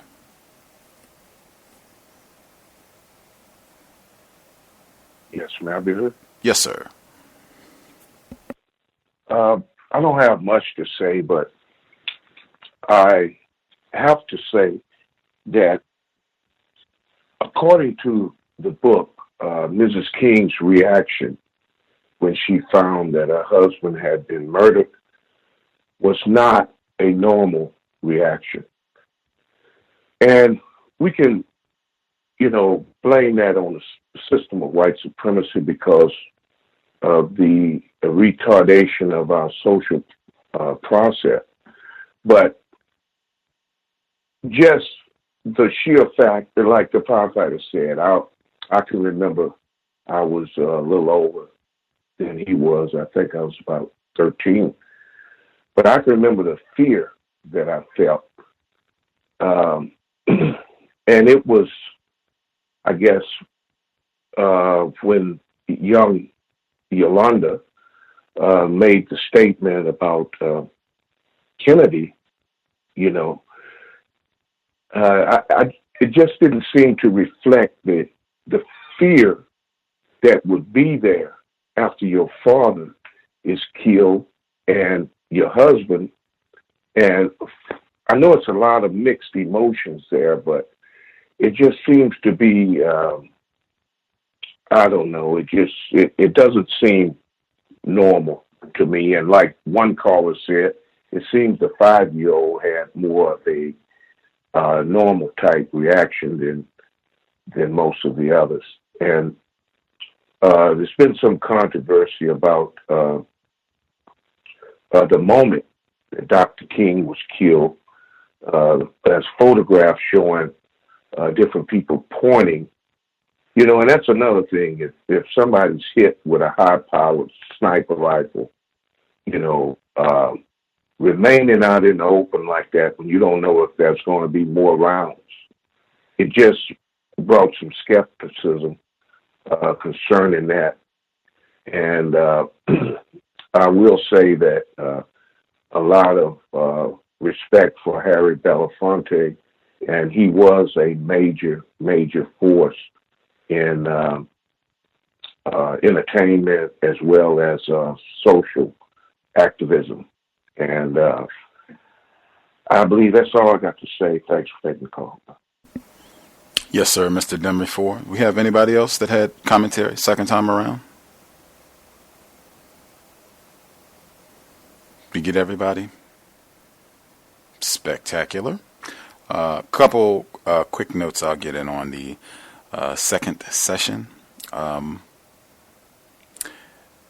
word tributes was used when they labeled these as riots, the disturbances after King's assassination.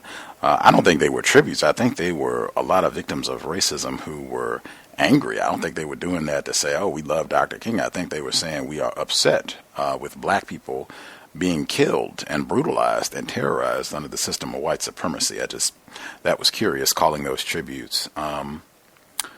When on the next page over, it says Atlanta, where we lived, was one of the few cities that did not go up in flames, and I believe that was because many of us, white and black leaders alike, I felt that was another moment, the emphasis on, hey, white people are hanging out with us, type sentiment I've talked about before. And again, all of black people's leaders are white.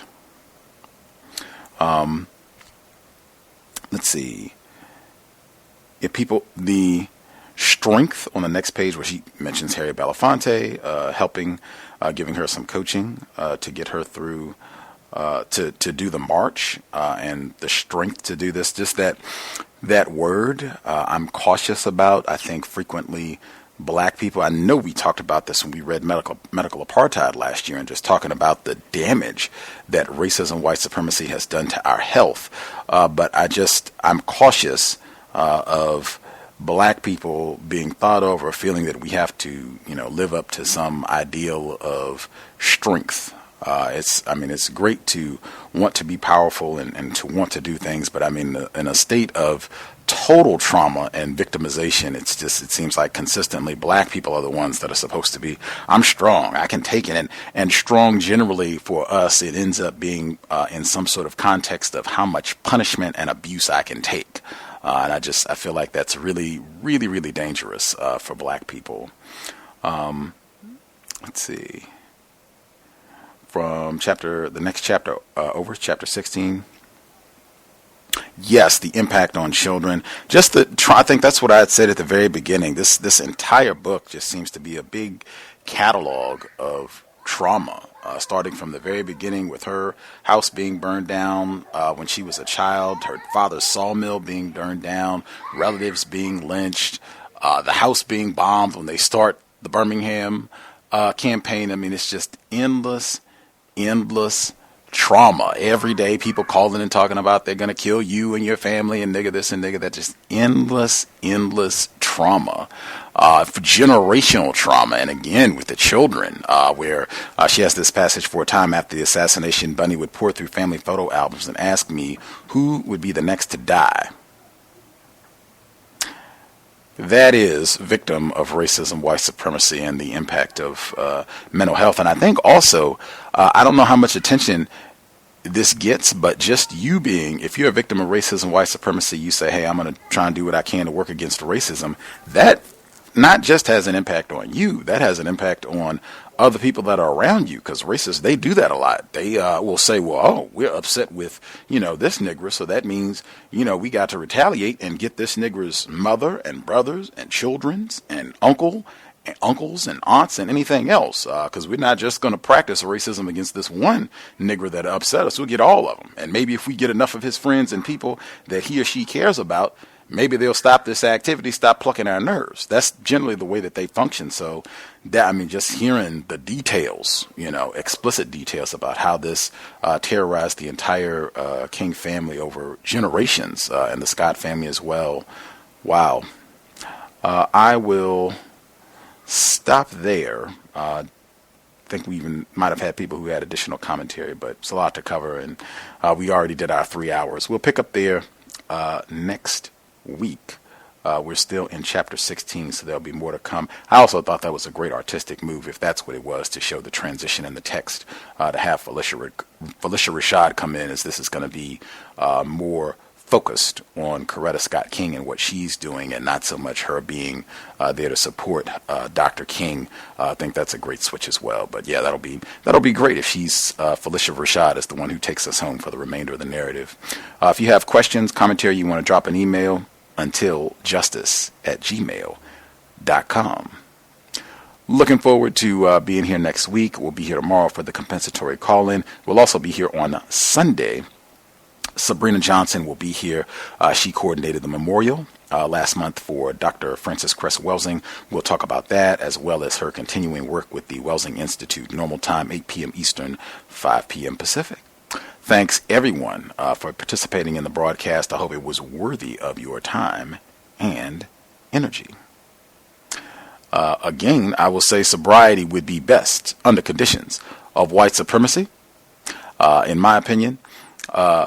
Weather is getting warmer, no doubt. Folks want to go outside and, have a good time. I want to go outside. I did that today. It was great. However, that does not mean that racists take a break just because the weather is nice. They most certainly don't. It is my opinion, if you're going to go out, do any of that, having fun, going to the beach, whatever else, you want to make sure that you are codified. That should include being sober. It's been my experience. Non-white people, cigarettes, alcohol, cannabis, any other narcotics, poisons that racists concoct, they do not help us solve the problem of white supremacy. If anything, it can make it way easier for racists to terrorize us. So just keep that in mind. Have your fun. Stay codified. With that, Creator, we ask that you help us remain patient with other black people, victims of white supremacy. We ask that you help us remain patient with ourselves. Remind us to demonstrate the highest levels of black self-respect at all times, in all places, each and every time we are in contact with another black person. It has been time. Replace white supremacy with justice immediately. Cow signing out. Thanks all for tuning in. Nigga, you so brainwashed. I'm a victim, brother. Problem. You're a victim. I'm a victim of 400 years of conditioning. Shut up. The man has programmed my conditioning. Mm-hmm. Even my conditioning has been conditioned.